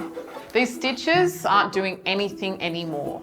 The ones on the top, it's broken down. We need to take them out. And the ones on the bottom, they look perfect. So take them out. Yeah, I'll just get under there like a car. Stitches are out, the shoulder looks great. There's one other area to check, and that is where we did the castrate. I think of greyhounds and lots of big dogs like a car. Just get right under them. So I'm quite happy with this. It's just a little bit of bruising. It's common after surgery, so don't stress about that. Okay. All in all, this has gone really well. Should be really happy. This is the perfect result. Okay, great. This is as best as you can possibly hope for. All right, thanks so much. See you, buddy. Wacker. See ya. Wacker looks great. He's happy, he's friendly, he's just such a beautiful dog, and he looks amazing in that onesie. All right, Wacker, come on this way, come on. Grumpy Gary has been on his best behaviour, and Tim is confident he'll soon be able to go back to his mates in the Alligator Lagoon. 2 weeks after treatment, Kate's patient Wacker has fully recovered from that nasty bite and is back enjoying daily walks. As for talking cat Nero, he's moving a lot more freely, and owner Simone reports he's a lot happier. He can jump up and down the bed, sofa, and he's got quality again. As long as he's got quality and he wants to be here, I'm happy.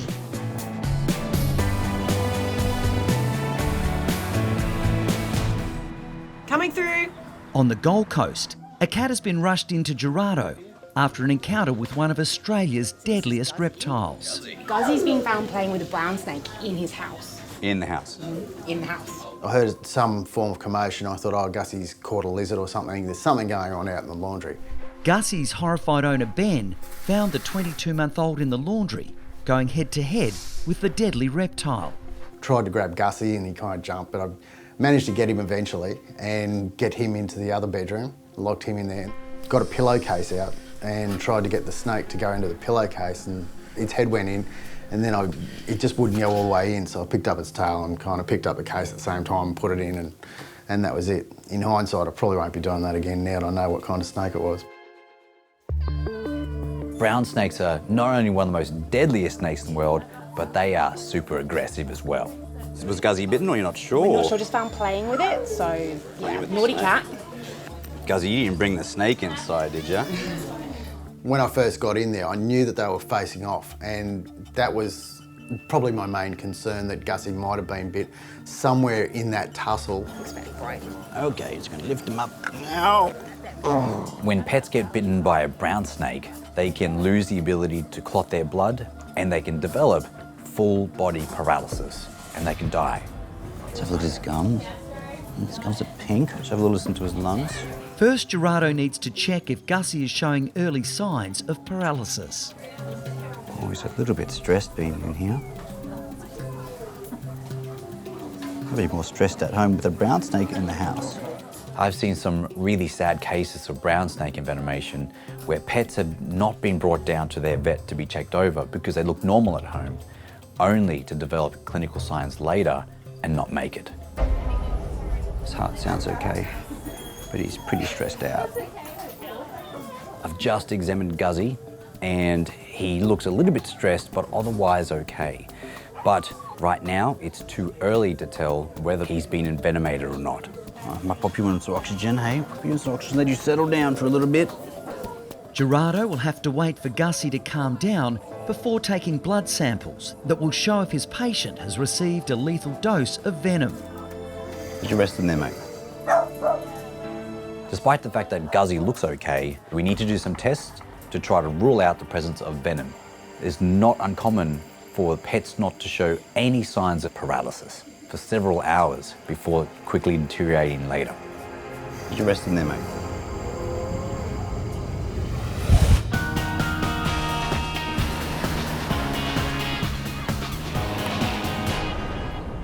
How are you, little buddy? In you go. In Bondi, Look how deep that is. Oh, yeah. See you, mate. Bye. Kate's ready for her first patient. Come on around this way. And Graham is on his way in with 2 heavyweight customers. Hey, guys. Hello. Hello. Hi, guys. Hi, guys. How are you? Hello, Ed. I've known these two since they were just little babies. And believe it or not, once upon a time, Eddie was about so big. When Jeannie and Eddie come to visit, it's standing room only. They take up the entire reception. Wow. I know I love you too. Oh my goodness. They're my life, basically. So everything that I do, they do, or everything that we do as a family, they do. And they love swimming, they love going to the beach, they love riding around in the back of my ute. Pretty much they're involved in every single thing that happens. Jeannie and Eddie's combined weight is 130 kilos. I'm just dealing with one of them, and I think that's going to be enough for me. Hey Eddie, are you going to come with me? You be a good boy, huh? Huh? You be a good boy. Hmm? Oh my goodness. I Look know. at these guys. So Huge. beautiful. So, 58 kilos. 58 kilos Yep. of love. A beautiful love. Kate's been closely monitoring an umbilical hernia that Eddie's had since he was a pup. I thought it was going to heal by around about 6 months, but it hasn't closed over, and recently it started to grow. Eddie, hey, be a good boy. Be a good boy, won't you? Huh? Okay, come on, let's go. Come on. Oh, come on, this way, this way. Come on. Eds. Good boy. Come on, this way.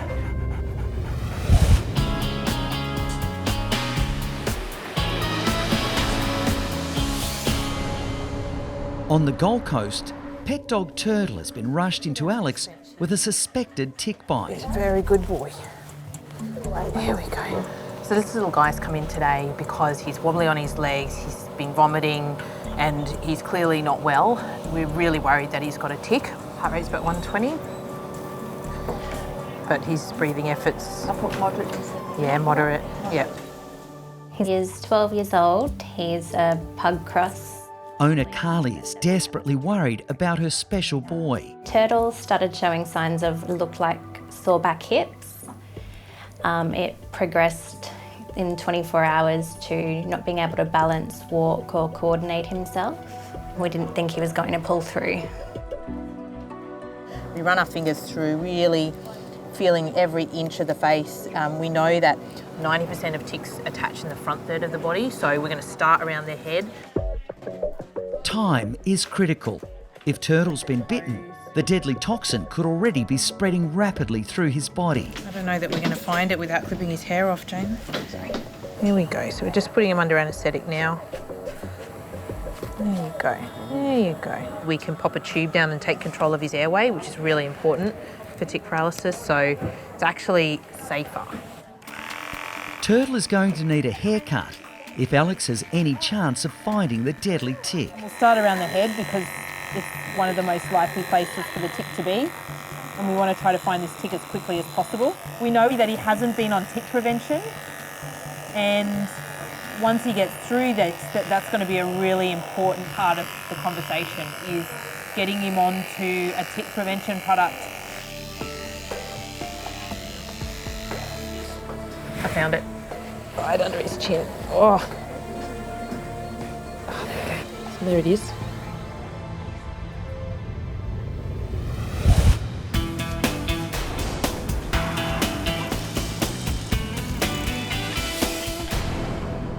In Melbourne, Danny's first patient is being rushed in.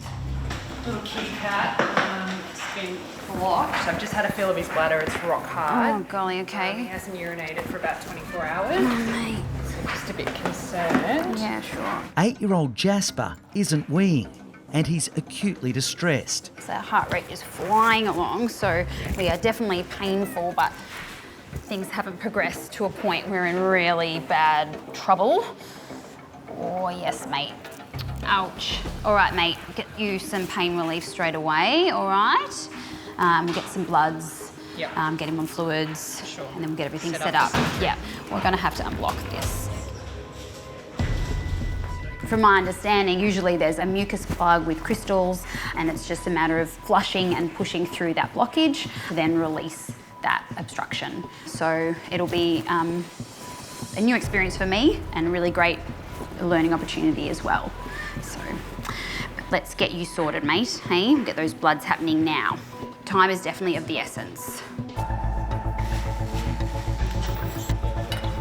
It's usually male cats that become blocked, and if that isn't addressed immediately, the risk is that their potassium levels can go through the roof and cause arrhythmias in the heart, which can eventually lead to death. You're a tough boy.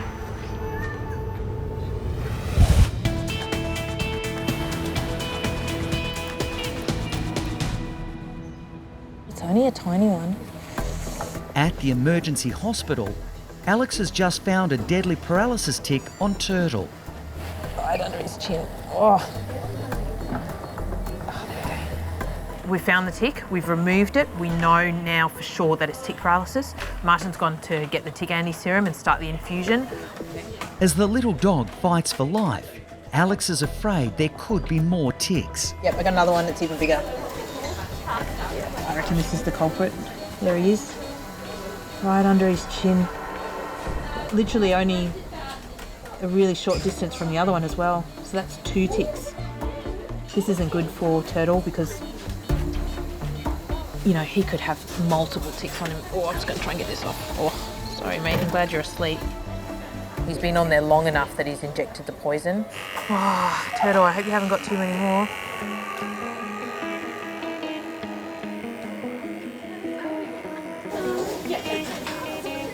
We haven't found any more ticks, just the 2 that we found. Alex has started Turtle on tick anti-serum to help fight the toxin already circulating in his body. Okay, let's get him back to bed.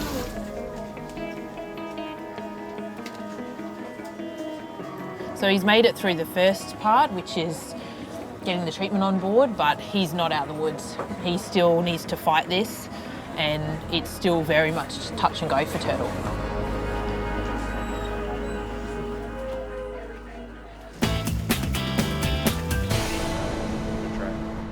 Okay, Guzzy. It's time to put an IV catheter in, hey? Get some blood.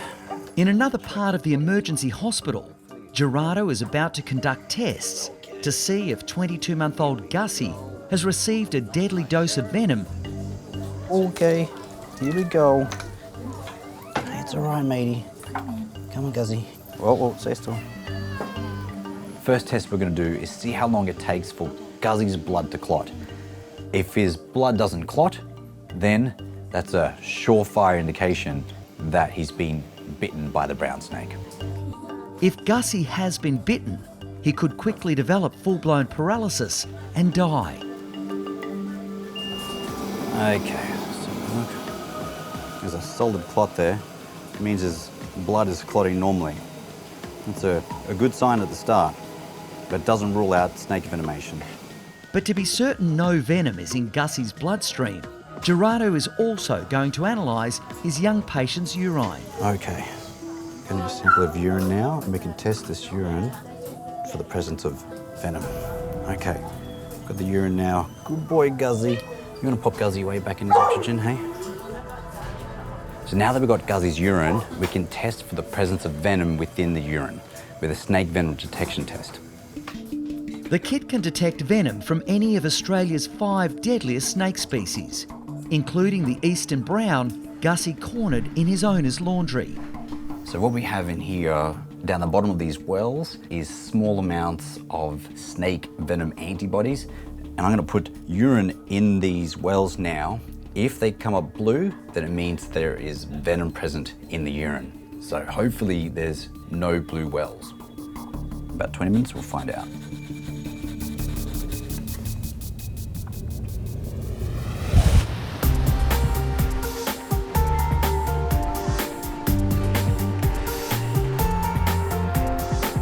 So we've got this catheter in now. We can give him some pain relief and then we will start him on fluids, but we'll wait to see what the bloods are saying as to how sort of aggressive we have to be with our fluid therapy. In Melbourne, Danny is urgently treating 8-year-old Jasper, who has a severe bladder blockage. We'll also get him ready to anaesthetise him and put a catheter into his urethra to unblock that bladder. That is going to make a big difference. Okay, but we have to stabilise first. The danger is if you don't stabilise them first, potentially you can push them over the edge and end up in a more life-threatening situation. Danny, those bloods about to Jasper. Okay, how are we looking? Okay, good. So the potassium's normal, so I'm happy we're all good to go to the GA and get this cat unblocked. Danny wants to act as quickly as possible to help relieve some of Jasper's extreme abdominal pain.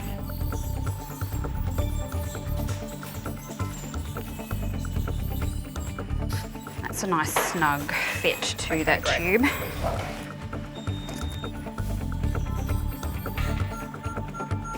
An ultrasound will show if Jasper has any bladder stones or a mass such as cancer, which might be causing the obstruction. It's less likely, but we need to make sure that's not happening. A little bit, but not So there's your bladder. Wow. I'm seeing a lot of debris in there, a lot of grit. It's not good, hey? Just measuring Jasper's bladder size on the ultrasound, it's 6 centimetres by 4 centimetres, which is huge for a cat. It should not be that big, so this is a really serious situation. This obstruction has been there for some time for that to occur, so we really need to act quickly.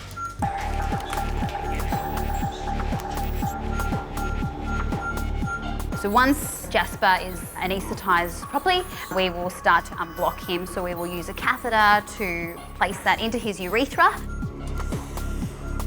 and start flushing lots and lots of saline to remove whatever's obstructing that. As the urine starts to flush out, Danny is paying close attention to how it looks. If it's nice and clear, that's good news. If it's looking really murky and bloody, then we are concerned that he could easily re-obstruct. So we'll need to keep flushing and flushing and flushing till that's all nice and clear. So we have unblocked the urethra. We've shifted whatever obstruction was there.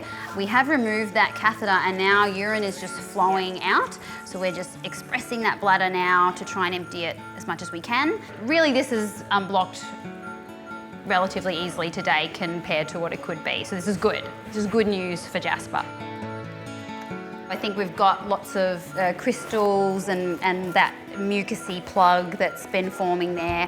So we will test this urine and see what crystals we have, and that will give us a plan going forward to prevent this from happening again.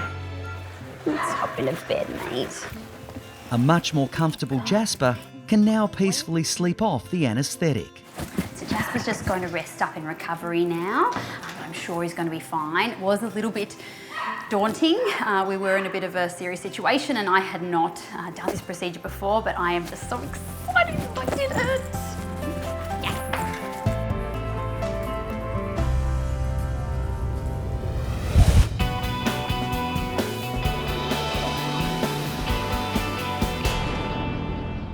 This is the last step. On the Gold Coast, Gerardo's almost completed testing to find out if Gussie received a potentially fatal dose of venom after grappling with a deadly brown snake. So ready we have one of the test wells, which is the control that tells us the test is going to work. This one here is blue. So now we have to watch the rest of these wells to see whether or not they change colour. If this test comes back positive, that means that Gussie has venom in his bloodstream and we need to jump into action immediately and give him anti-venom for him to have any chance of survival. Gerardo should know the results of the test within a few minutes. For Gussie's owner, Ben, it's an anxious wait. Gussie means a fair bit to me. He's pretty special. He's a rescue cat and, yeah, just got a lot of character. And Gussie was proud, like really proud of himself. Like, this is the biggest lizard I've ever caught, Dad, and it's got no legs. How cool is this? Like, it was just, he loved it. We're less than 2 minutes to go, and so far, there is no colour change. Likely he hasn't been envenomated, so fingers crossed. Let's have a look. Woohoo! All clear. Guzzy is one lucky kitty cat. The negative test result means Gussie has miraculously survived a potentially fatal encounter with a deadly snake. Hey, Guzzy, got some good news. There's no venom in your bloodstream, hey? You're a brave soul trying to take on a brown snake. I'm happy to say that you're good to go home. Here we go, Ben. This is Guzzy. Here we go. He's looking pretty good. He's up, he's about. Looking around normally, which is what we want to see. We have a good ending. Guzzy is a very lucky cat to not be envenomated after going head to head with a brown snake. Do you reckon he's going to learn from this experience? I don't think so. I really don't. I mean, I think it's just spurred him on. He'll be looking for snakes. That was the most entertainment I think he's had. Unfortunately, he just loves them. Eddie, be a good boy. Be a good boy, won't you? In Bondi, Eds, come on, this way. Kate's finally managed to get Big Eddie moving, and it's time to get him ready for his hernia surgery. Come on, Eddie. Come on, Eddie. Up you go, darling. There you go. We do need to repair this hernia. The risk is that a piece of intestine may protrude through that body wall defect, becoming entrapped, and that may be fatal for Eddie. It's okay, you're okay, you're a good boy, don't worry. Okay. This is actually our induction agent, so this is actually putting him to sleep. Super sleepy. Good boy. Super sleepy. Good boy. Super sleepy. Dropping, dropping, dropping, dropping, dropping. dropping, dropping. Good boy, Ed. With Eddie now fast asleep, Kate and vet nurse Elizabeth are going to have to use all their muscle power to get him up onto the table. He's very heavy. It's one heavy dog. Onto this side. Eddie's having a little bit of liposuction today. He's having the fat removed so that we can actually get to that little abdominal hernia and close it up. The hole in Eddie's abdominal wall was only tiny when he was a pup, but as he's grown, it's expanded, and more of his intestine is pushing through. So this hole goes all the way down. Blunt dissecting some of this fat away. So all of these adhesions are just stuck to the outside. That's because it's been there for so long. What's happened is stuff has come out of the hole, and then essentially it's now adhered to the skin on the outside. So you can see this little hole here, and we're going to stitch that up. We stitched up this little hernia, right? So you can see the body wall there is nice and it's not got a hole in it anymore, which is great, and nothing's going to fall out. So you won't even notice. He's going to look like he had a regular belly button. Oh, hello. Very tired. Eddie will be left to sleep off the anaesthetic before heading home in a few hours. Night night, Eds.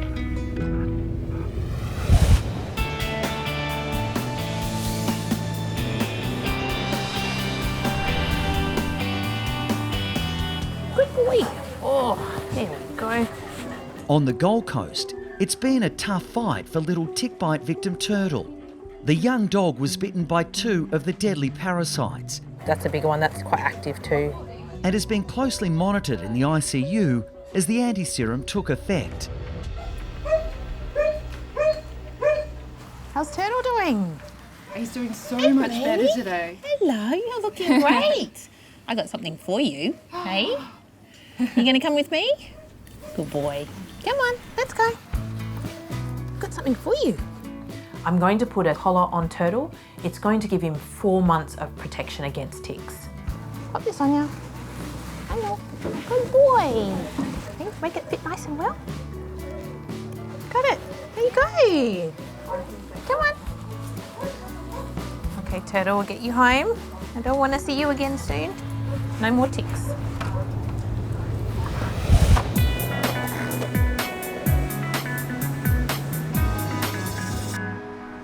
In Bondi, Does anyone hear that bird, the budgie sound? Kate now has an unexpected visitor. Like it's intermittent, like it literally is maybe every 5 minutes there's a squeak out A little here. chirpy noise. Oh, that was it? Did you hear that? Yes. You hear it? I'm not going crazy. There's a budgie in there. Yes, I just heard it. It's not unusual to have a bird in the clinic, but we're used to having bird sounds. But we don't have a bird in the clinic today. It sounds like it's in between the two buildings. And the buildings, they're only like this far apart, so maybe it can't quite spread its wings to get back out. Someone's gonna get in there. You know the upstairs, From why don't we upstairs try and down. look down? Do you have time? Yes. Okay, let's go. Kate and vet Sam are intrigued to find out exactly where the mysterious bird is hiding. Okay, there's a budgie. Oh my gosh, it's a white budgie. He's actually caught in between the two buildings. So we're not sure if potentially he just can't fly and he can't actually get himself out. To me, he actually looks like he's tame, and I bet you he's lost. There's someone out there that's probably looking for him. He's got like a little blue tail and he's all white. The area to get in there is quite small. Yeah. And maybe he can't quite get his wings open to get back through. So if we scoot there, because we can fit down at the bottom, so we could probably get in between the buildings, but we probably might need a net. This is going to be like Dr. Sam and Kate versus Budgie. Oh, he heard you.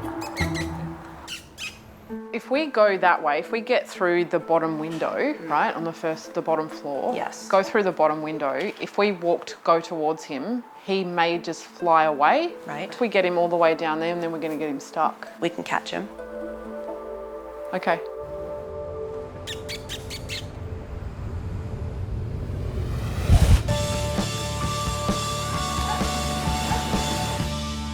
We'll come through, is that okay? Another emergency has arrived for Alex and Gerardo. 6-year-old Izzy has been rushed in by his distressed owner, Lisa.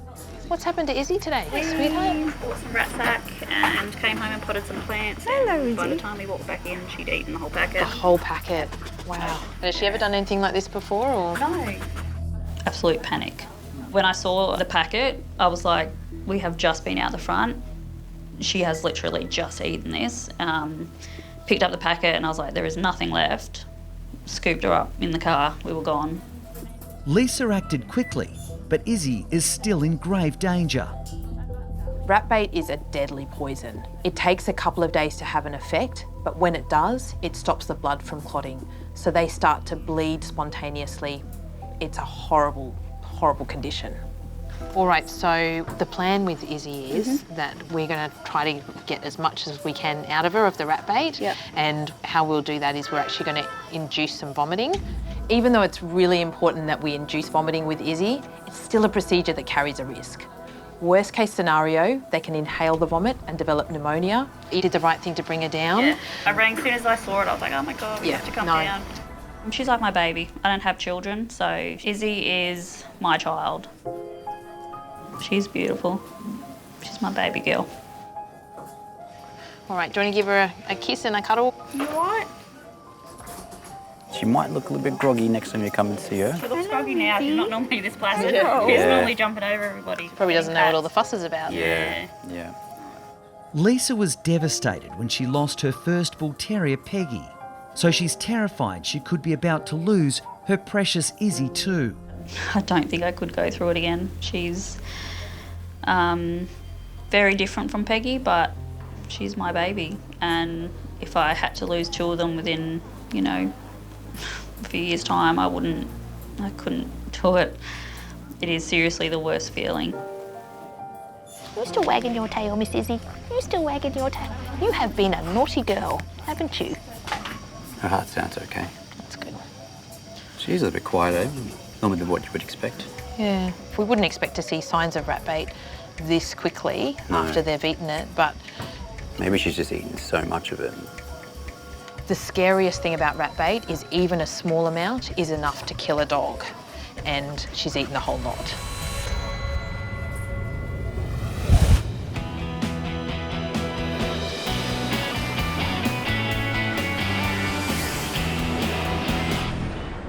I honestly don't think that any of us are going to get through this. In Bondi, Kate's on a mission to rescue a budgie that's struggling to fly out of a narrow space between two buildings. Look what I've got. I do like these because it's like a treat. Yes. So I feel like he might come to this. Oh, maybe. Kate and Vet Sam are hoping a sweet treat will help lure the little bird to safety. Hey, buddy. And are you sure there's no entry on that? Not from the ground. From upstairs, it's around about this narrow.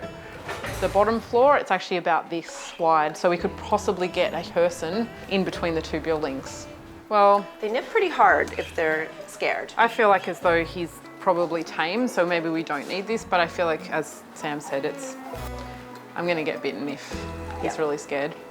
Kate's embarking on one of the more unusual tasks she's had to perform as a vet. Oh my God, there's so many spiders in here. You okay? I don't. Okay, there's gonna be rats too. Oh God, can I actually fit through here? I have a feeling as I approach him, he's gonna actually go down the end. But what I'm most concerned about is there's definitely gonna be rats and a whole lot of spiders in here. I managed to haul my backside out the window and, hey. With Kate slowly inching closer, the budgie's now managed to jump up onto the window ledge. Hey, would you like some snacks? Hey, buddy. Come on, get the snacks. Oh, dear. He's having troubles. I think he's owned, you guys, and his wings are clipped, I'd say. He's definitely going to be someone's pet. And I thought, he's lost. There's someone out there that's probably looking for him. But, hey, buddy, want this? Oh my gosh, there's so many spiders in here. Come on, you naughty. Come on. He's now gone into an area that I actually can't fit. So we're gonna need a new plan. I've had to abort mission. You can see behind me that the building gets thinner as it actually moves towards the road. So I've gotten to a point that I may potentially get stuck if I go any further, and he has flown all the way up. Kate's going to need some high-tech equipment for Plan B. He's on top of the wall, so I'm going to try and use this broom stick, and hopefully he gets on the end of the broomstick. I'm going to take some seeds. Who knows what's going to work? He might run away.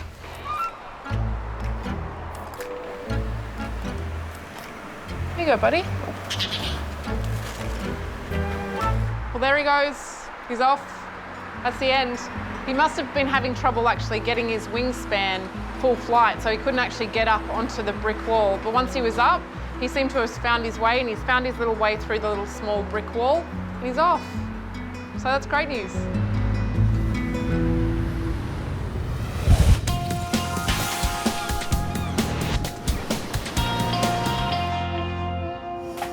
Her heart sounds okay. You're all right, Izzy. Good girl. It's a horrible feeling, isn't it? On the Gold Coast, Alex and Gerardo have to act quickly to save Izzy. The young bulldog has eaten an entire packet of deadly rat bait. We'll just check her gums a little bit, make sure that she's got no signs of any bruising. Even though they think she's just eaten it, we will always give them a really good thorough check out. If Izzy has developed any sudden bruising on her mouth or skin, it will be a worrying sign that the poison is starting to take effect. So her gums actually look nice and pink colour. That's very normal. Good girl. We've just got to get this out of her system as quickly as possible. We need to get this poison out, so we're going to induce vomiting. It's not going to be so nice for Izzy. This little tablet, I'm going to rub on her gums, and it's going to make her vomit pretty quickly. She's not going to like this. Sorry, darling. That is not a nice thing. You're being such a good girl. We're all waiting there expectantly for the vomiting. Looks a bit like you after a big night, Gerardo. Yeah, I can appreciate that feeling that she's feeling at the moment, hey? Finally, you can see those unmistakable signs.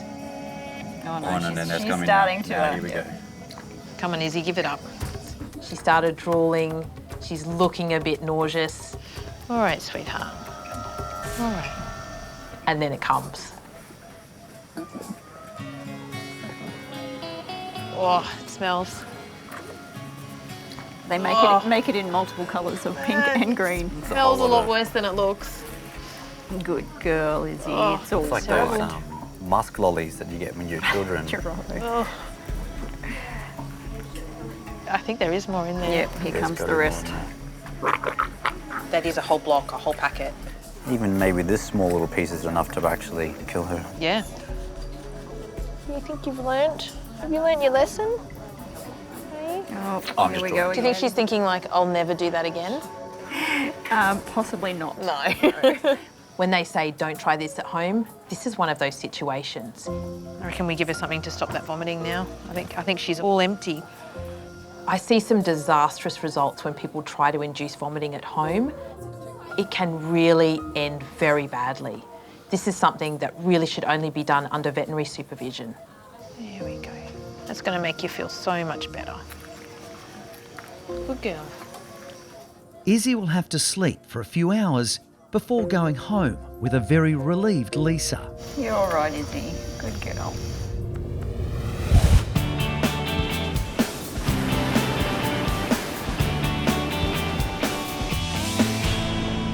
Hey, Eds. How are you? Are you good? In Bondi, Do you want to go home? I think it might be time for you to go. bird whisperer Kate is back to more routine veterinary work with Eddie ready to go home. Okay, we're going to see. Can you hear that? Who is it? Eddie. Do you think you'd be more excited to see you or me? Both. The $1 million question, are they going to be able to keep Eddie quiet for the next couple of days? Good luck with that.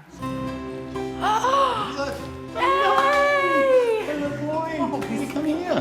Hello. Graham and daughter Ruby are excited to see their big boy. Give me a big squeezy cuddle. Oh, that's a good girl. I've got some pain medication for you guys to go home with to start tonight. So you're going to give that with food tonight. So there will be some swelling at the site, right? So it's been stitched in quite a few layers. He's going to be a little bit groggy tonight. I'm not going to send him home with a cone on his head, but if he licks at that or he has a go at that, then you need to come back and get a cone for him. Oh dear. No cone of shame just yet. Were you a good boy? Were you? Boy, mate. Were you a good boy? Yes. See you guys. See you later. Thank you. Thanks for looking after him. Bye, Ruby. Come on, Ed, let's Bye, go. Eddie. Bye, guys. Hey. Way. Good boy. Come on around this way.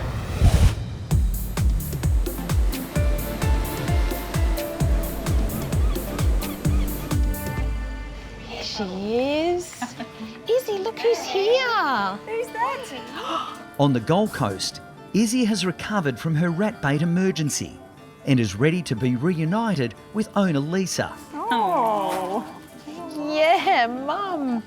You wouldn't believe the terrible things they did. We get to go home. She's a delight. She is absolutely amazing. I've never met anyone who doesn't like her, so I love her. You're going to be feeling sorry for yourself tonight, aren't you?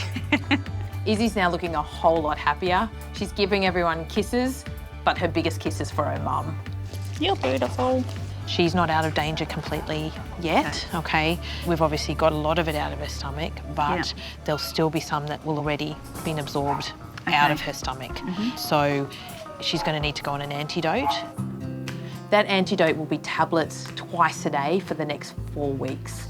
That'll make sure that her blood keeps clotting, even if she's still got toxin in her system. So it's the ultimate safeguard for Izzy. You stay out of trouble, okay? You stay out of trouble, all right? See you, Lisa. Thank you so much. Oh, you're welcome. Take care. Hey. Thank you. See you, little girl.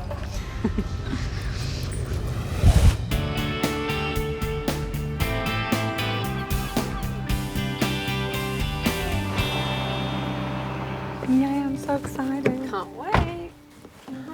Hey, welcome home. In Sydney, an excited family is bringing home a brand new puppy. We're home. Ready to meet your family? Puppy's home, Dan! Mum Jordana, son Dan and daughter Mikola can't wait to welcome home 8-week-old Groodle Gigi. Oh, let her out. She's dying to get out.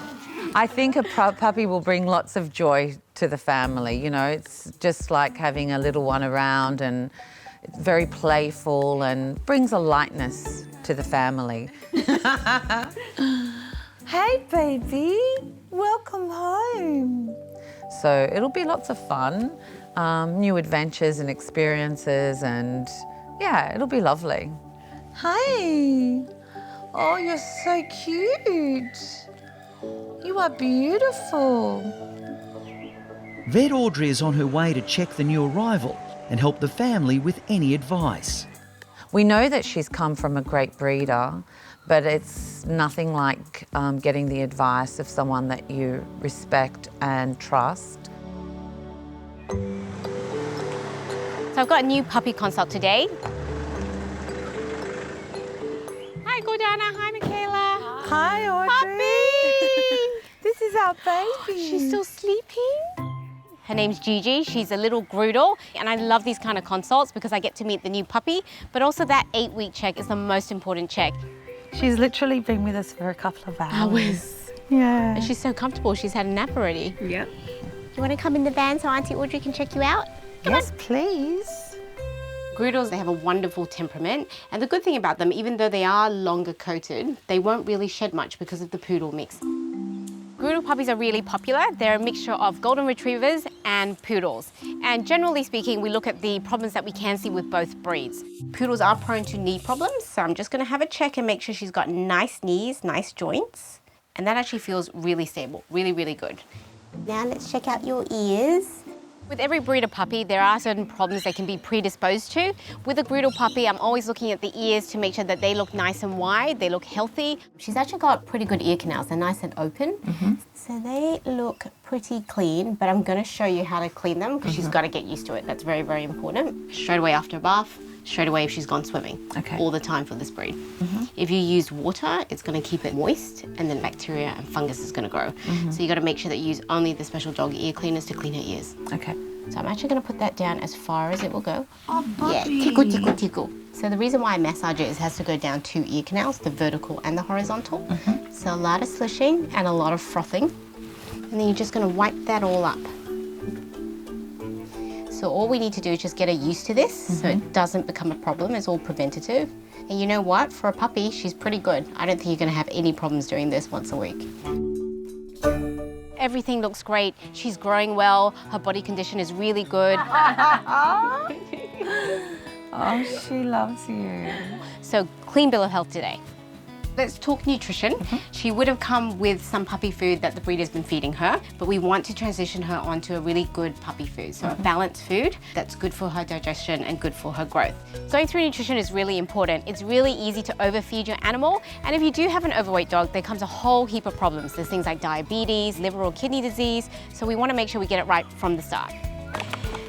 So this kibble is great. So we only want to transition her on really slowly because you know, puppies have very sensitive guts. So whatever she's having at the moment, you want a half and half, and then over a 7-day period, she wants to be solely onto this food, which is completely balanced in things like calcium and phosphorus, which is important for growth.